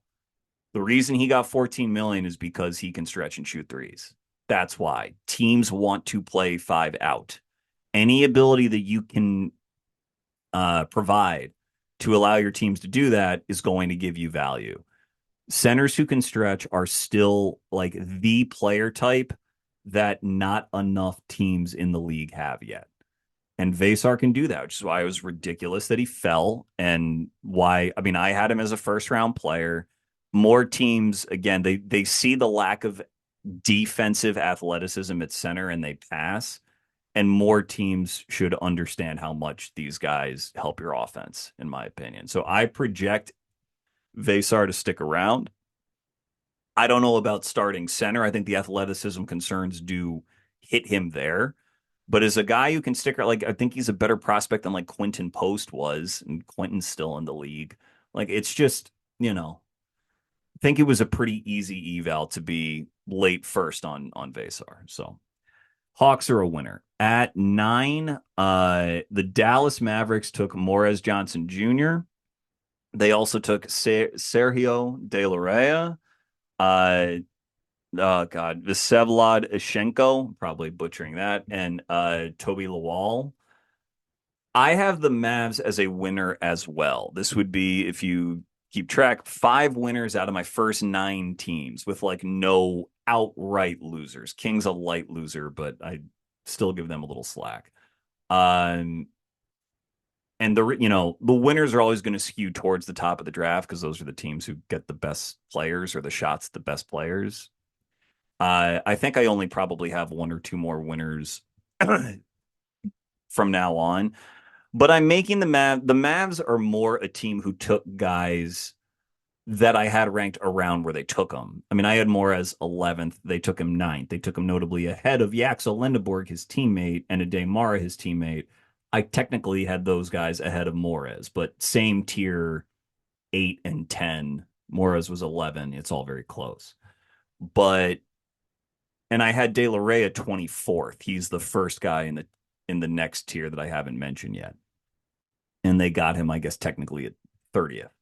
But the reason why I think they are a winner is because the more I think about these two guys, the more I just kind of there's just something about them that make me think I maybe have been too light, particularly on De La Rey, but possibly on Morez as well. And Morez is probably the first guy we've spoken about who well, I guess Caleb Wilson was the first. But Morez is the second guy I would say in the top 10 who does not have a clear projection as a three-point shooter, where you have to dream on it a little bit. Morez, to his credit, shot 34% from 3 this year, increased his volume at the end of the year, made more threes than Caleb Wilson, and shot 79% from the line. So it's not crazy to think that he could shoot threes. But Morez has basically never played anything except center, and he's 6'9" in socks. So that means that he will be an undersized center at the NBA level. Now, he's 250 pounds, and he has a 39-inch vert and a 33-inch standing vert. And he switched on all kinds of players in college and was a complete menace for a national champion juggernaut. So Morez has a ton of defensive talent, and he also has all defensive upside. But it's worth mentioning that he's going to be an undersized 5. And so that tends to like lower me on that's what took him out of the top 10 for me. I was high on Morez for months this cycle, and I was very happy to see him taken even above where I had him ranked. But undersized 5 without many ball skills, because he doesn't really have many. He was sort of like a junkyard dog at Michigan. Makes it hard for me to put him in the top 10. However, guys with his ability to switch at his weight at 250. You look at Morez and you don't think he's 250 pounds. You think he's like 225, 230. He just looks so like well distributed, so graceful that you're surprised when he's as strong as he is. And that's a rare NBA quality that I think is really worth betting on. Morez has been productive everywhere he's been. He's another guy who Brian and I discussed at length in our last episode. And I'd like to think that he'll be a rim threat on offense as a finisher right away. He'll play with Cooper Flagg. They'll be psychos together. It's the sort of thing where if he's not an all defense player, then this is going to be like an overdraft at 9 and probably an over ranking on my part at 11. If he's not an all defense player, he's not going to be an all star on offense, and he's probably going to be closer to like 15 to 20th in this class. Maybe something is like kind of like Onyeka Okongwu, but more tilted towards defense, whereas Okongwu's a better offensive guy. But if he is an all defense player, and the more I think about him, the more I think he can get there. I think he'll clean up his feet, clean up his technique. Again, every intangible in the book. He probably has the third best motor behind Flemings and Ejiofor. Like, if he is a real all defense guy, that's a center who can guard the other team's best player. Wembanyama can do that. Evan Mobley can kind of be that. There's not many guys who can do it. And they tend to be a huge boon to your team when you can't pick on that guy and pick and roll and you can just sick him and kind of shut down the other team's best guy. So that's what makes me think that he actually might be like a top 7 player in the draft. De La Rey, I mean, I've avoided bringing up the Bam comparison because there hasn't really been a Bam since Bam. So out of respect, I won't say that that's going to be Morez Johnson, but let's just say like he has a very good resume to go in that direction. Uh, De La Rey, I wrote in my piece that he kind of reminds me in terms of sort of like pre-draft opinion, not necessarily one for one player comp of Will Riley last year. For those who don't know, Will Riley, Wizards rookie last year, who was this like string bean of an oversized point guard at Illinois, like 6'8", 6'9", but was not their main point guard. Played off of Kasparas Yakashonis, who was their more renowned point guard.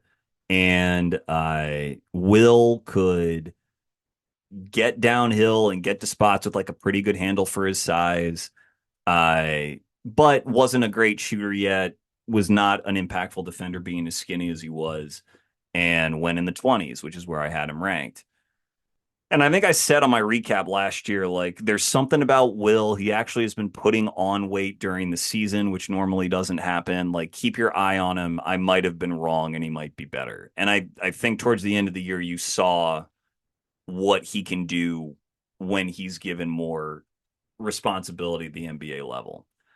De La Rey does not quite have Will's handle, but he's a much better shooter and he's a better passer. And he's 6'6" with a 6'9" wingspan. So all these small point guards I've mentioned, De La Rey is just like bigger and a better decision maker than at least a few of them, and a better catch and shoot shooter than a couple of them too. Played for Valencia, which won the best league in Europe, the best domestic league in Europe in Spain. Was a backup on there, but he was a rotation player for sure. And just his decision making, particularly in transition or semi transition, when he has a tilted floor, like, he's a really gifted passer. He's really good, and his shot looks like cash to me. It's not like an off the dribble, like I can square my shoulders in the air and just make this athletic 3-point shot kind of thing. It's a real sort of like traditional launch it behind your head 2-motion jumper, but it looks good, man, and it looks balanced. The Mavs are bringing him over. I think that's great to play right away. I think that's awesome. He's the kind of guy who is going to know how to play his role. He's going to know how to play his role, and he's going to be big, and he's going to, I think, help their offense pretty quickly. A chance to have sort of a lotto or lotto adjacent impact the way that I think Will Riley will, I should say. Lawal, freak athlete, very fun, will hang around on the fringes of NBA rosters just for that purpose. Doesn't really have any ball skills, can't really shoot. Ischenko, I didn't really scout him, know less about him. From what I've looked into, can handle a little bit. Oversized point guard again. Masai Ujiri's there now. He doesn't like small players. So another oversized point guard, decent enough bet, but he looks like a guy who doesn't have a ton of like juice off of the ground and sort of plays under the rim. That can be fine. Wagler is that way. Ischenko doesn't seem to be the shooter Wagler is. He's a couple years older, and maybe not as clever of a handle, but like I has enough of a chance to stick around if he can hit his threes. So we'll see. But this is more about Morez and De La Rey and their capacity, I think, to outperform their slots, even though I didn't necessarily rank them, you know, higher than they were taken. So shout out to Dallas. Let's see. We are now at the Milwaukee Bucks. Okay. So the Milwaukee Bucks, and I'll try to pick this up a little bit. This is the last pick of the top 10. Obviously, there's going to be more discussion about the top of the draft, but I'll go a bit quicker.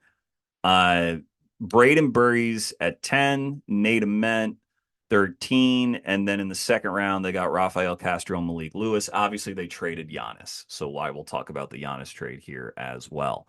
Um, the Giannis thing, going over these superstar trades where the superstar and the organization play passive aggressive, footsie for a year or 2 years. They're always kind of bummer trades to me. I think in getting what the Bucks got, which was Jaquez, Yakashonis, um, Khalil Ware, this Ament pick, another pick, swaps. I think that is fine. I have said on my podcast, I think that Giannis is at this point in his career, at this point, 31-year-old calf strain Giannis is an overrated player. I think that he is closer to the 10th best player in the league than he is the third best player in the league. Keeping him healthy is difficult enough, but the fact is he's not going to play center for you every night, and he can't shoot, which means that you better have a center who can shoot, because if you don't, now you have two non-shooters, and you're just not going to win doing that. So any sort of thing that resembles a star return, I think is good. And I think this resembles a star return. I like Ware the most out of the players they got back because of his ability to stretch as a five. Uh, each one of those guys needs work and needs some outlier development to really be like a positive starter. Jaquez just got second and sixth man of the year, and I don't think is quite athletic enough or skilled as a shooter to be a starter, but he's going to hang around in the NBA. Yakashonis is a guard from last year who's dealing again with how high the bar is to be a good guard in the NBA, but he has a chance. Ware to me is the one who's shown the most physical talent, has the stuff that is rare enough to stick. And their picks, I don't like the Ament pick. I like the Burries pick a lot more. I had Ament as a late first rounder. I had Burries 13th. So neither pick is necessarily the one I would have made. I would have taken either Allen Graves or Ibuka Okori or Yaxel. Those are the three guys that haven't been taken yet from my top 10. I guess Mara too. Any of those four.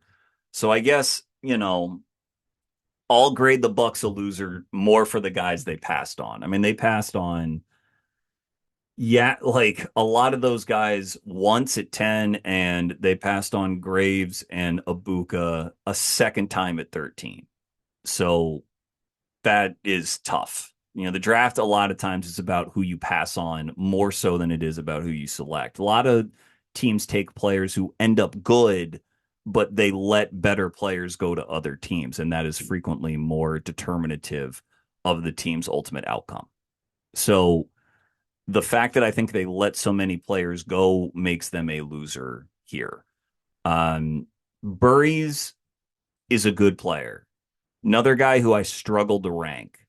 215 pounds, 3-level scorer, can get to the rim and really push his transition, and is sort of a margin winner, the kind of guy who everyone or most people said could play in the playoffs right away. That's a really important player, usually worth a top 10 pick. I had him in the top 10 at various points in the cycle. I ended with him at 13 because I don't see him as an all defense player. Don't think he's just physically gifted enough or big enough for that, though he can guard on the ball some. And I don't quite see him as an all-star because I don't think he makes good enough decisions as a playmaker.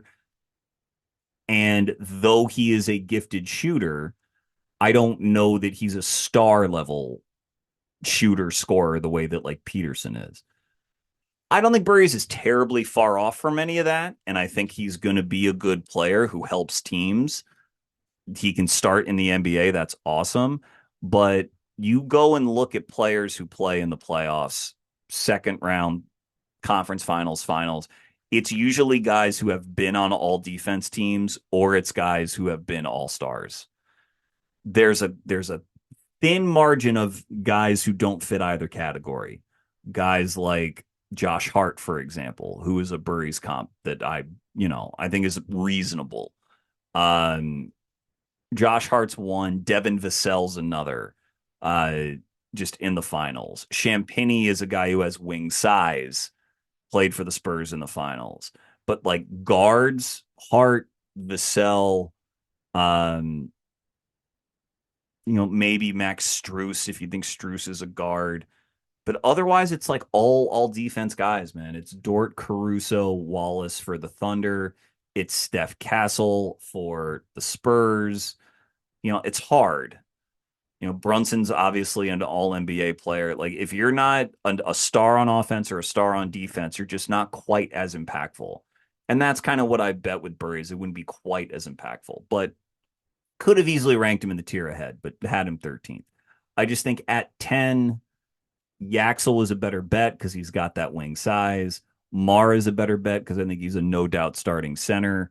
Okori, I think, is a better bet at offensive stardom. And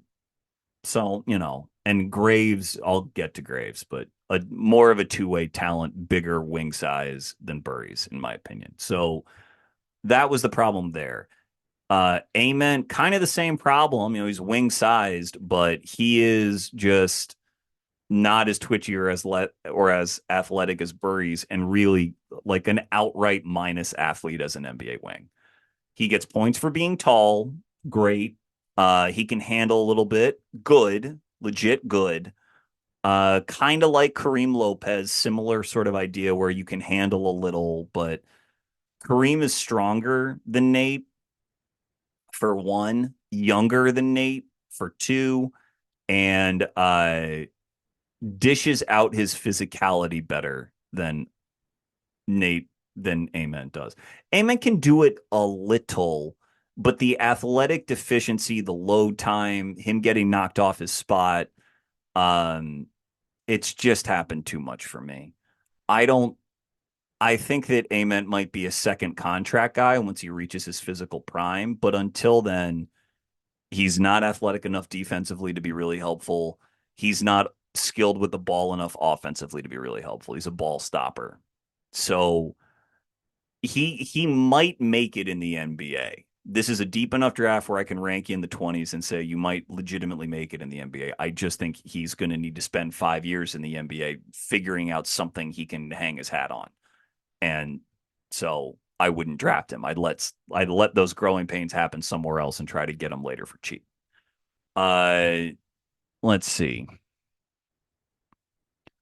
Who else did they have? Oh, Castro. Oh, yeah, Castro and Malik Lewis. Those are actually two second-round guys I like, Rafael Castro and Malik Lewis. Castro will be a supplementary big off the bench who tries to win minutes just with like havoc defense and really good hands and whatever. But he's an undersized 5, doesn't shoot, and is kind of skinny. Lewis is undersized wing, skinny, who kind of shoots, but can pass a little bit, like maybe can hang on, but again, he's sort of the jack of all trades guy who you wonder like what puts him on the floor. Does his defense put him on the floor? Does his scoring package put him on the floor? I'm not sure that either does, but think he's a pretty good player. Just not sure that he gets over the offensive threshold in the NBA. The Warriors at 11, they're a winner because they took Yaxel. And I had Yaxel 8th. I've talked about Yaxel on my podcast multiple times. I care a little bit that he's 23 because if he were 21 or he were 20, he'd be in my top four, probably in my top three. So, yes, there's a tax to his age. The tax is dropping him from tier one to tier two and having him around eight. My comp for Yaxel is Boris Diaw, another guy who was a relative late bloomer in the NBA, I think on team number two.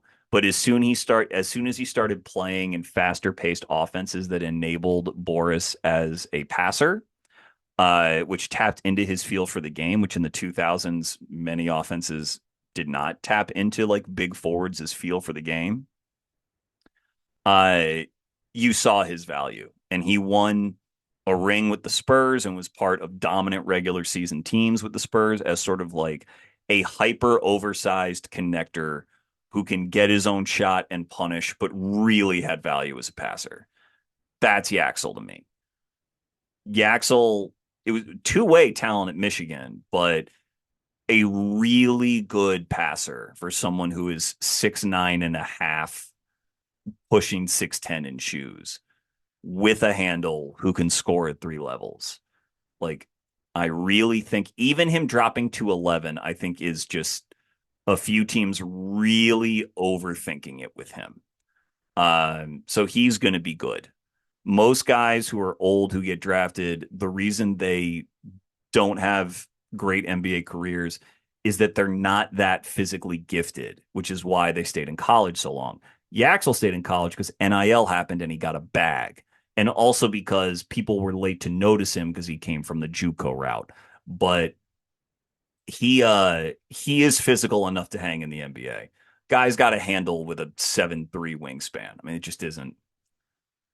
To me, it's a relatively easy eval, but I think Yaxel has said that he is going to be a role player in the NBA. He is 23. I think that makes him a role player, but just like a very high end one who can play in deep playoff series. So I had him eighth. Good for the Warriors for getting him.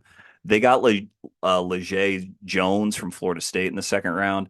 That's a guy who has like NBA strength, sort of like a guard wing who can kind of shoot and who can play defense, not a passer, and not sure that he crosses offensive thresholds in the NBA either, but like has a chance to fill in here and there. So not a nothing pick. So they're winners. The Thunder at 12 took Ade Mara. They traded up with second rounders to get Bennett Sturts, and they took Otiga Owe in the second round. I like each one of those picks. I don't quite put them as a winner because I could be wrong, but I think all of those picks are actually kind of moderate ceiling picks. Mara, because I don't think he's ever going to shoot and stretch, and I just think that's where the center position is going. I don't think he's a Wemby stopper. I think that's a silly thing to draft for, frankly. I think you beat Wemby by having the better overall offense on the other side. But Mara's a really good player. To me, I thought he was sort of like the best player who didn't have like real, like capital S star upside in the draft. But he could make all defense just because he's gigantic and can move around and is going to be gigantic even by NBA center standards. But kind of like Veesaar, very talented finisher around the rim with his touch and his body control. He's an offensive weapon just for that and will help his offense just for that. His passing is a bonus, and anything you want to run through him is a bonus, but like he's going to be a positive offensive player. And before long, he'll be a positive defensive player. And if he gets strong enough and disciplined enough, all defense is possible. But I put all defense as sort of like less than 50% likelihood. So he'll probably just be like a center. And if you're just a center, you tend to get overwhelmed in playoff matchups by better guys who can shoot or who do make all defense. So it's like a good pick, but not one I'm saying like, oh, it's the Thunder did it again. Now that I say that, he probably will develop a 3-point jumper and the Thunder will have done it again. But good player. Ranked him 10th. No regrets about that pick, really. Sturts, them trading up to get him. I get why Sturts fits their culture as like a very serious minded, egoless basketball player who can play on and off the ball and is a great decision maker. Um, I think Sturts has defensive problems that are will keep him from becoming like a true starting point guard. But I admit I struggled with Sturts. Like he leverages off-ball decision making better than like any other guard in the draft, really. He doesn't make like terribly flashy passes or have a terribly flashy off the dribble bag, but it's effective. It's like, oh, I caught the ball. What is the quickest, most efficient way to get to the right shot here? And that could be like jab step, step back, quick release, 27 feet, cash. A real talent as a shooter. And he has a real talent for cutting, a real talent for tiring his defender out as he drags him around screen after screen after screen. He's just selfless. Very well calibrated player. Just the kind of player the Thunder know how to work with. But I think defensively there's going to be enough problems there that, he'll be a good player, but probably like closer to replaceable than it seems. Again, I say that there's a chance I'm wrong about that, but I had Sturts in the teens. Like, I think it's an acceptable pick, certainly for his range. And there's a chance he ends up better than this if he actually can cross the physical threshold that I'm more skeptical of. But that was my rationale there. Owe, second round pick that I thought was a value NBA level athlete in a smaller role, I think can be like a legit positive NBA defender who gets downhill. Um, Questionable shooter, but an athlete that can hang in really good games. He has to cross the efficiency threshold. I think he might have trouble doing that because he's 22 years old and struggled to really do it in college, but definitely a worthwhile pick. So he was just outside of like my first round tier. So good for the Thunder. Not quite a winner, but I think good work. All right.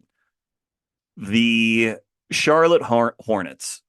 Okay, and I guess now they got Hannes Steinbach at 14, Christian Anderson at 18, and obviously they traded LaMelo Ball and got Naz Reid and one unprotected first, and then some swaps that shouldn't really convey. And I feel like they got another player from Minnesota, but I feel like Naz was the important one there. All right. They're not a winner because, again, they passed on both Graves and a Corey at 14, and then Graves a second time at 18. Can't put a winner there when I have those guys ranked so much higher. And again, I'll get to Graves when I get to him.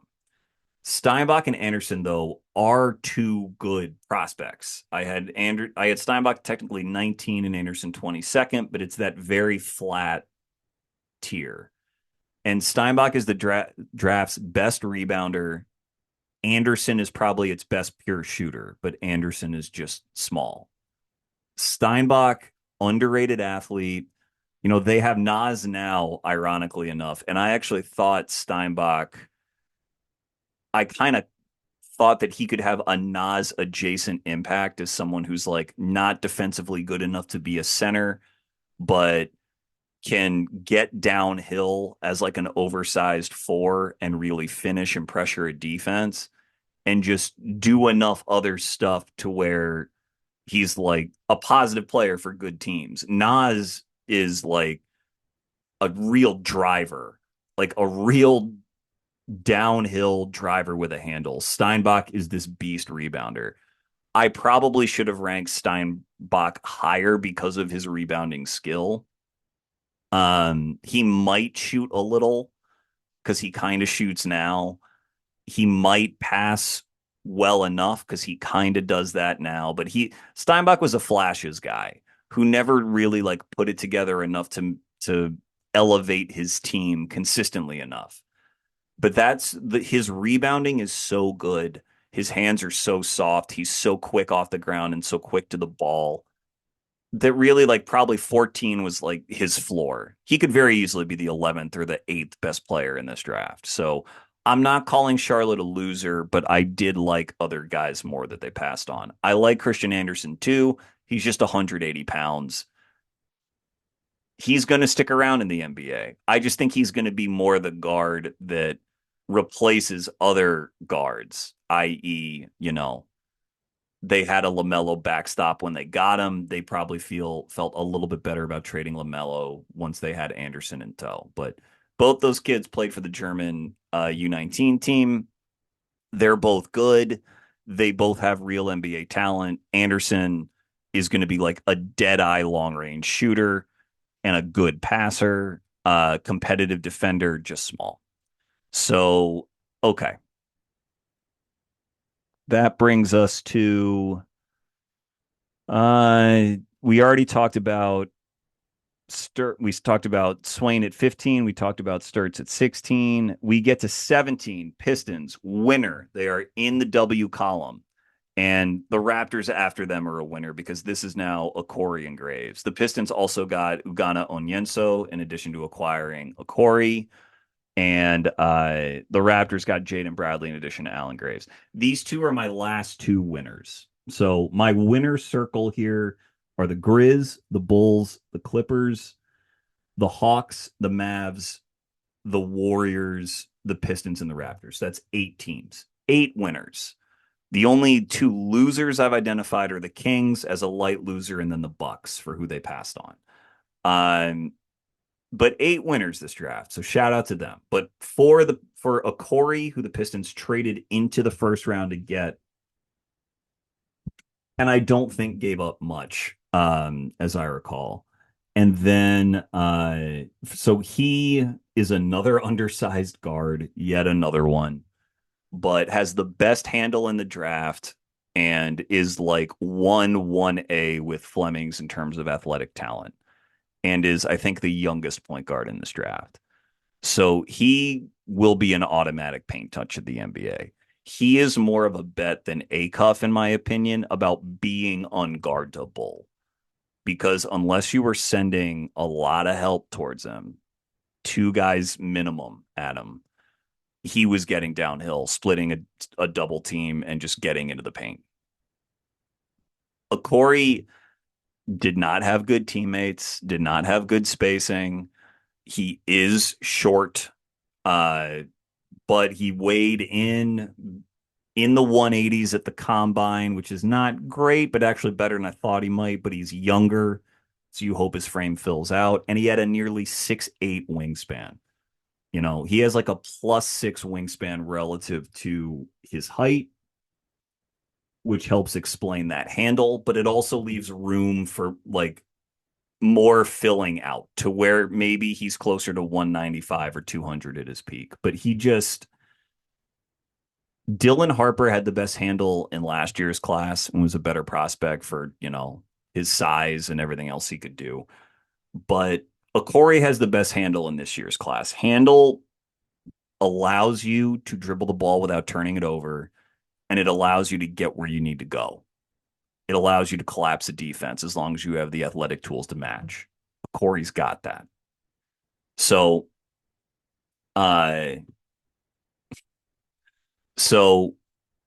he is like a legitimate star bet, in my opinion. He's not proven as a shooter yet, but he shot 84% from the line on a bunch of attempts. And he, I wish he finished better at the rim. I would have ranked him even higher if he did, but I just have a feeling that's because defenses were just collapsing on him. I think he's a good enough passer to be a starting point guard at the NBA level. And when he plays, in this case with Cade Cunningham, he's just going to have space. And I can't wait. I just think his talent in getting downhill, and I think his scoring talent that will get unlocked playing alongside NBA players is going to be substantial. He has a creativity and a balance to him, a change of direction ability that, like, I just don't know that NBA defenders will know what to do with. unless they're shading help. So that's a win. Graves on the Raptors. And by the way, Onyenso I had as a late first round pick. They got him kind of deeper in the second round, but that's a guy who has a chance to be an actual backup center who hangs around in the NBA because he is a very strong, very active rim protector, one that is physically exceptional enough, I think, to be an NBA player. You know, Mitchell Robinson just got paid. Ariel Hukporti not didn't get paid as much, but he's hanging around. Like Onyenso is in a physical class on that spectrum. So shout out to the Pistons for getting him too. Uh Graves. Graves, sixth ranked player on my board. Go Raptors. I appeared on Raptors Republic twice talking about Graves. One when I was still in the process of scouting him and I was sort of split on him, but still thought he'd be a value at 19. The other time was on draft night, as fate would have it, because I was scheduled to be on their stream, and then they just took Graves and had me on, and the room was a little cold because they were not as thrilled, and I had to try to turn them around. I'm not going to forget the Kawhi trade here, by the way. I kind of skimmed over the LaMelo trade with the Hornets. I'll get back to that at the end. But Graves, to me, is a very rare player. 6'8" wing, Santa Clara, 7-foot wingspan, really active rebounder, really kind of gifted offensive rebounder. And his team made him a small ball five after they redshirted him his freshman year. I think because they didn't know what to do with him because he's a funky player. He's like a havoc inducer on defense who's always in passing lanes and is very handsy, mostly because he has amazing hands and can pick guys up like smaller guards, like in whatever Santa Clara's conference, could pick them up and switch onto them and poke the ball free, can poke kind of any loose handle free, but he'll have trouble against NBA quality guys doing that because he's not some sort of all defense athlete.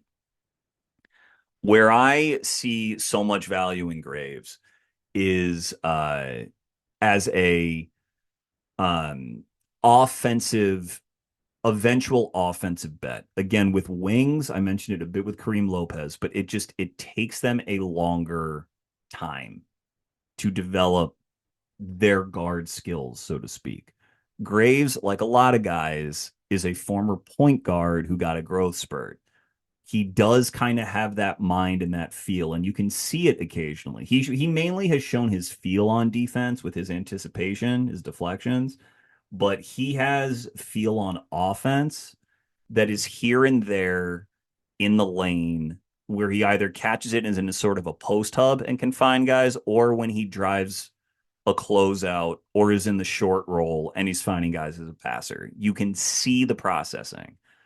My bet, given how physical this guy is, because 225 pounds, 7-foot wingspan, very physical, hot motor, is that he will be able to get, maybe not with blinding speed, but he'll be able to get where he wants to go on the NBA floor. And he's smart enough to go to the right places when he catches the ball and drives. And he'll be able to clear space with his body, with how strong and physical he is, and he'll be able to finish. I said on that Raptors podcast that he can be like a Tobias Harris level scorer, but with like better defense, better rebounding, better gap filling skills. Just like a very additive, dangerous player. And I ranked him sixth because I think that guy, he may never be an all defense guy, but he might be like Tobias plus those extra skills, I think is an all-star caliber player. And I think Graves might be able to get there. This is a guy who had no hype coming into the year, who did not go to the portal once he was redshirted. Like he stuck around. He was a year young as a freshman. So he was 19 this whole year, which is essentially freshman aged, and put up these crazy stats with deflections and rebounds and shot 40% from three. And I just think he can do more off the dribble than Santa Clara knew how to give him. I think they treated him sort of as a baby steps kid glove approach, and he had outgrown that by the end of the year. Relentless improver, and I just think he's going to fit in great. And as for the Kawhi trade, them acquiring Kawhi, when you're giving up Grady and Ingram, don't really care. Kawhi has enough of a chance to help you out, especially in the East, that you might as well do it. Two unprotected first is legit, and Kawhi could still get hurt. So, you know, it's not without its risk. But the ability to stack Kawhi, Barnes, Graves, and Colin Murray Boyles as defensive, just sort of havoc creators, some who can really switch, some who can really rebound. Um, Multiple guys who are all four of them are incredibly physical. Like they're going to be a headache to play. And RJ Barrett's still there. RJ will start, Graves won't. Graves will come off the bench, but I don't think it's long before Graves is closing games for them. As long as the shot holds up, which it's not a high volume shot, but I think it'll hold up. So shout out to the Raptors. I think their trade is a worthy swing. I think they were a top 6 team technically in the East last year, but I think with all these trades, they have solidified themselves as a top 6 team with a great chance to host a playoff series next year. That's leveling up. And they are within the puncher's chance of like contending in the Eastern Conference for the finals. I wouldn't quite put them in that inner circle yet. And Kawhi, he's 35, so you only have a couple years really. But they're giving themselves a chance. I like when teams compete and compete and compete and then try to level up, as opposed to teams who bottom out and expect the draft to do all their work for them, because you still might get the pick wrong. I like what the Raptors did. They are a winner. Okay, so the rest of these picks, the rest of these teams, here's what I'll say, because I'm going to speed this up more since I don't have any winners left. The Spurs, Jaden Cadence, Terrace Reed, Malik Brown, and Jacoby Gillespie in the second round. Understandable picks. Two monster front court players drafting for depth behind Wembanyama. Cadence has all defense talent if he stays healthy. His knee really freaks me out. He hasn't really played competitively consistently in over a year. Still quite young. Seems like a very smart kid, but offensively is as raw as anyone in this first round. Not a 3-level player, no ball skills. Will never shoot probably. So it's either all defense, in which case it's a home run, or sort of like beast who plays supplementary minutes, which is already what Terrace Reed kind of is. Terrace is 23 and he can pass.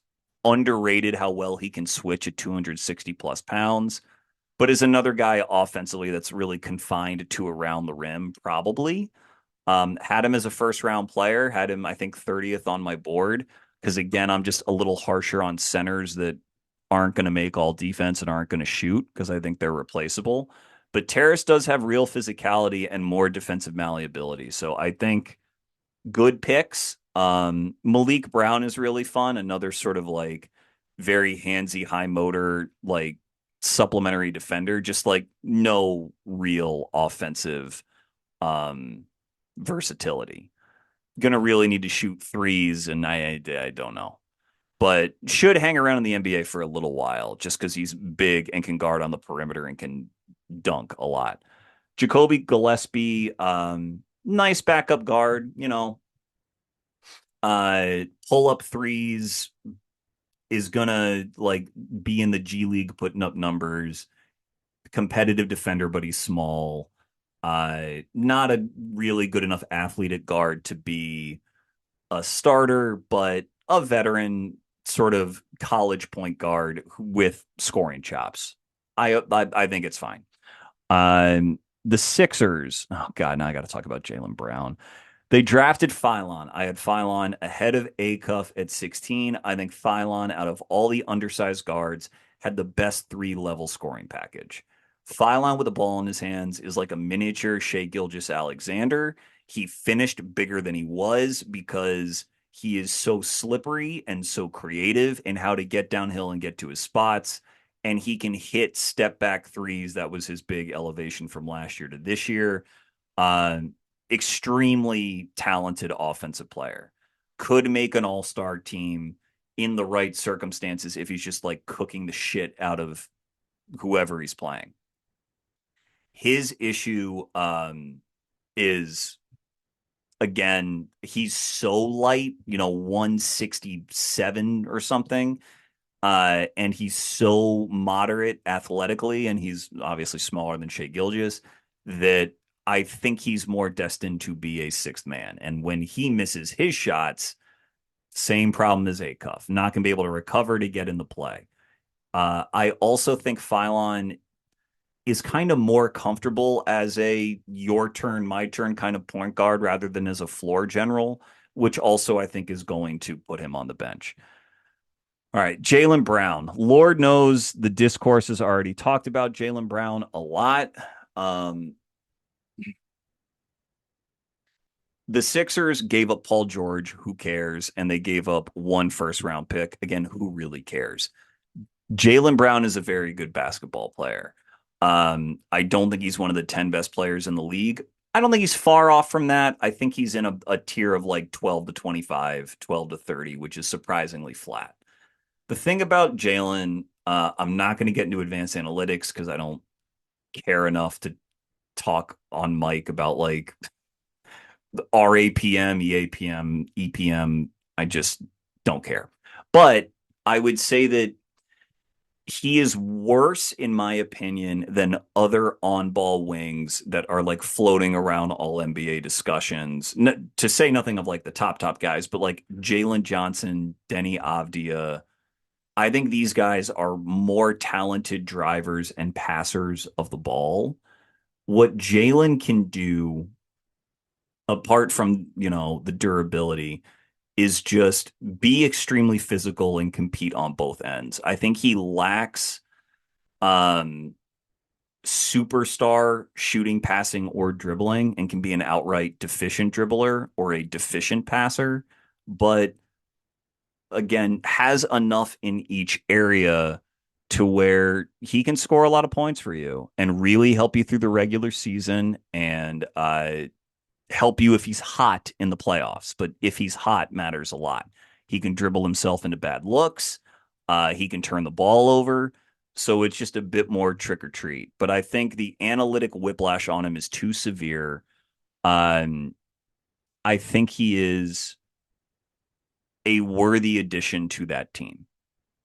I don't think it instantly elevates them into like they should host a playoff series next year. But I think that they can expect to be in the top six with the chance maybe to host a playoff series, and does he mesh well with Maxey and VJ? Anyone who's sort of a less than ideal passer doesn't instantaneously mesh well with other guys who are on the ball. But he'll be able to take more defensive assignments than those guys, and he will put pressure on opposing defenses. He's strong enough and physical enough to do that. And so the Sixers will now have physical edges against a lot of other teams that they did not enjoy last year, especially with Edgecombe taking a lead. So shout out to the Sixers. The Celtics, and I'll just cover their draft right now because they got Chris Sinak and Dylan Mitchell. The Celtics are very analytics pilled, and Sinak is a great rebounder, oversized kid, freshman, just turned 19, who is 240 pounds that can switch on defense. I mean, a clear NBA physical talent who can already rebound. The Mitchell kid, St. John's, smart, switchable, great athlete, 6'8", just can't shoot, not close to being an NBA shooter. Sinak is not close to being an NBA processor. The Celtics are just betting over and over again that if they draft athletic kids who are willing to learn, who can already kind of do something, that they plug them into Missoula ball, and Missoula ball will elevate them into like passable rotation offensive players. And then they save the superstar stuff for who the Celtics choose to pay, which currently is Jason Tatum, Paul George, and Peyton Pritchard. I kind of think their draft picks were end of the first round and mid second, so who cares? Don't think they passed on anyone amazing there, so I think it's fine. Their decision to trade Jaylen is understandable just because they they got positive pick value back on a beast contract, and because they're going to be avoiding the apron moving forward, like they currently don't have the front court. Mitch Robinson and Nemias Queta, all due respect, they don't have the front court, in my opinion, to like win 4 playoff rounds. I really don't think they are the contender that many people believe them to be. Maybe if Gonzalez and Pritchard take these massive leaps, we can have a different conversation. But I just think that they need more oomph in the front court. Now, maybe that means that they should have traded Jaylen for something more like that. But if the market wasn't there, it wasn't there. So otherwise, I don't mind them maintaining more flexibility to try to go eventually get that player. But that's what I think they need. I think they need someone over 6'10" who can really stretch and punish opposing front courts. All right. So now who do we have left? We have the Lakers who got Cam Carr. Uh, Cam Carr's good. He was in that tier, but he's an offensively tilted wing with real defense or guard wing. Offensively tilted guard wing, clear NBA athlete, but with real defensive concerns. That's everyone on the Lakers, and except for Adu Thero, who I hope they play. Shout out Adu. I still very much believe in Adu. Lotto tier last year, but the Lakers, the guys they got, and Walker Kessler. I mean, they paid peak price for Walker Kessler as if he's going. Remember, it's either you can shoot threes or you make all defense or you're low key kind of replaceable. Kessler, again, might elevate out of that because I think he might make all defense eventually. He has some interesting offensive skills, particularly as a finisher. Um, but there's still enough of a risk that he is not quite in either one of those categories. Certainly to where the price to me did not make sense because 2 unprotected firsts with swaps is just exorbitant. Cam Carr might hang around, but Luka and Reeves need defensive help, a lot of it. And without it, they're going to be in trouble. I think Carr was an okay value. No problem. Look, first round talent, got in the 20s. Good job. I think it might be harder for Carr to get on the floor and stay on the floor because more is going to be asked from him as a role player than I think he's ready to provide. Okay. So everyone else, maybe I'll cut this off now at the end of the first round because the only other first round pick was the Suns with Koa Pete. I had Koa Pete 32nd. I had Bruce Thornton 1 spot ahead of him at 31st, and they went to the Rockets. So shout out to the Rockets for getting Thornton, who again is a point guard who reminds everyone how replaceable a lot of point guards are because he has shooting touch and talent better than, I don't know, better than Mikel Brown at this stage, more polished, more confident. Probably better and consistent at every level of the floor than Wagler, than Acuff, but he's just small and he has never really gotten his shot off enough to be a dominant college player. But an NBA offensive talent who has a +6 wingspan or a +5 wingspan and is 220 pounds. I wish he were a slightly better passer. I wish he were a more aggressive scorer. But with NBA space, who knows? He should stick around. So good for the Rockets for taking him. With just a little bit more on defense or a little bit more on offense, I would have had him in the top 20. So, Koa Pete, look, the Suns like their wing size guys who have athletic talent. They have Rasheer Fleming, who I liked last year. They have Ryan Dunn, who I liked in 2024 as well. I'm probably lowest on Pete out of those 3, but he's yet another forward uh, with some bounce. Those two were better defensive prospects, which is the reason why I'm higher on them than him. He doesn't shoot yet, has never really been interested in shooting threes, doesn't display much touch on free throws, has trouble guarding in space and switching. So it's again, what does he do to like make himself undeniable to where teams have to play him? And to me, like that starts with upping his defensive versatility, which can again take a while. That can put him into contract number 2 before he's showing value that's worth investing in. But I still get it as a value play at the end of the first round. Nothing crazy. Uh, so I'll say now at the end here, the LaMelo trade, because I haven't talked about the Wolves. The Wolves got Isaiah Evans, who I thought was, again, a good pick, good bet at a 3-point sniper at 6'6". Those guys are fungible, but they do play in the NBA. The Wolves in acquiring LaMelo, fascinating trade. The Sixers, or pardon me, the Hornets got back, I think, one unprotected pick and Nas. I love Nas in the Eastern Conference. Sign me up for Eastern Conference Nas as a guy who, if he stays healthy, is like a 3-level talent at power forward that is just hard to guard. Very happy that Nas is now out from behind Julius Randle and is apparently going to start on a team that's going to really, really push with Kobe White, Knipple, and Brandon Miller. I think that is an extremely fun team. Might still be a play-in team this year with the moves that have been made in the East, but I love Eastern Conference Nas.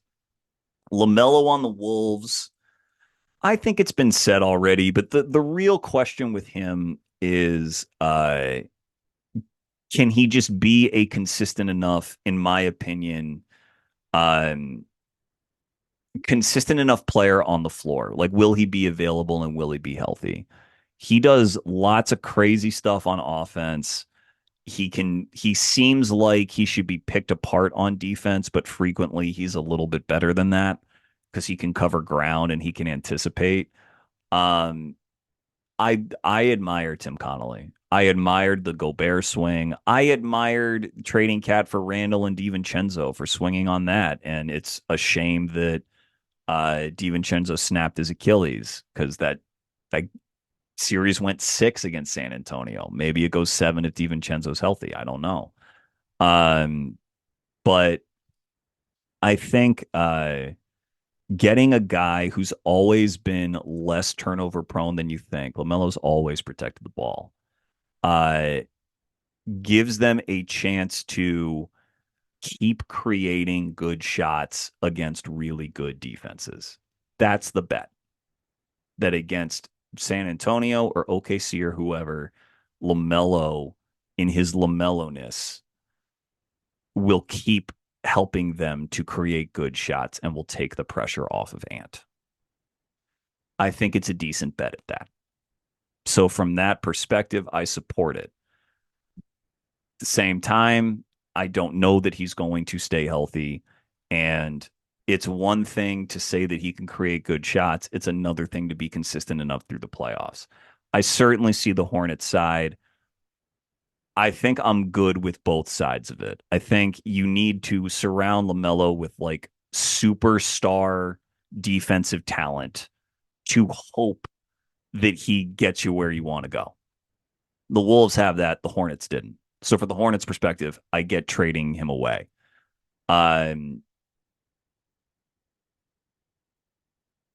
Most point guards, most are replaceable.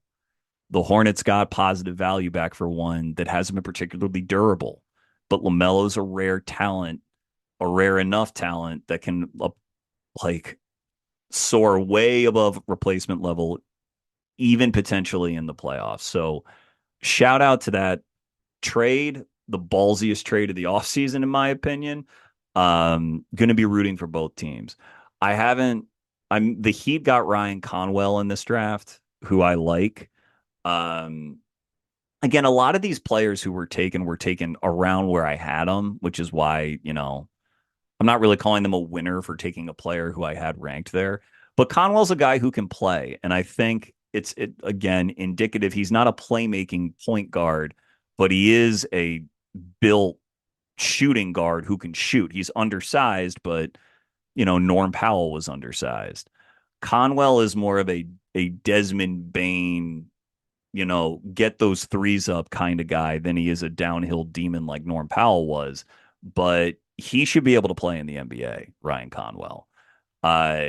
It's just he's never going to sniff all defense, never going to be anything like that. And he's not a playmaking point guard, but he's sort of like an older bet at what Braden Burries is. Burries, I think, has a bit more upside. I think Conwell is a better current shooter than Burries and had every argument to go in the first round. I had him just out. I had him in a tier that was like 24 to 35. So shout out to the Heat for getting an NBA player in the second round. And between Davion Mitchell, Pella Larson, obviously Bam and Wiggins, and I still hold a candle for Kashad Johnson. There's role playing talent in the NBA as long as you're purposeful, as long as you don't waste slots on guys who are likely to be bad. And the Heat don't have anyone currently slated for their lineup that is likely to be bad around Giannis. The key for that team is Bam shooting threes. And I know it's weird that that's what it is, but that's what you need when you have Giannis. You need the shooting. I am probably more optimistic on the Heat than I think what the consensus is, which is just they're still not going to be that great. I think the Heat can win over 50 games if they keep Giannis upright. This is all about Giannis's health. If he's healthy, I think they can profile, and I'll get to it later in the summer when I do offensive and defensive previews, but I think they certainly can profile as a top 10 defense and can also profile as a top 10 offense. Got to round out their team, but that to me is obviously a bet worth making. Giannis, I said overrated, yes, but still, if healthy, is someone who can certainly lift his team into the top 5 of the Eastern Conference. I don't think that's too crazy. And I just think the Heat supporting talent, especially defensively, with an all defensive guy there and Bam, is on a different planet than he had in his last few years in Milwaukee. Different planet. Davion and Wiggins are very good positional defenders. Larson is an underrated player on both sides of the ball. I guess they got Tim Hardaway Jr. Guys are going to need to make their shots, but Giannis is a better offensive player now than defensive. It's been that way for years. You have to think of him as an offensive fulcrum and as someone who lifts the tide most on offense. He is much closer to guaranteeing a top 10 offense on his own than a top 10 defense. Keep that in mind. Their offense is going to be okay. Anyway, if I missed anything, I'll get it later. Thank you guys very much. This has been Chucking Darts. It's okay to be wrong about sports. Find your dartboard and start chucking. That piece, Distrust the Process 2026 final dartboard is on Substack. If you want to hear what I think about Trevon Brazile for the Nugs, I like it as a Giannis or Jokic can work miracles on a freak athlete with no feel. I think that's a fine bet. If you want to know about, Braden Smith and Tamin Lipsey, 2 miniature good backup point guard bets for the Pacers, you can find little notes on those guys in that piece. Just thinking anything else. Tyler Nickel for the Knicks, 3-point demon with a bit more physical juice than it seems. I think he can stick around in their rotation this season. Good for the Knicks. Again, none of these things are notable enough to turn these teams into outright winners. But I liked a lot of the draft work this year. The ultimate winner, probably the Grizzlies, but again, 8 winners, 2 losers. Really interesting trades. It's been a hell of a couple of weeks. I'm going to repeat my sign off because I've talked too long. This has been Chucking Darts. It's okay to be wrong about sports. Find your dartboard and start chucking. Thank you.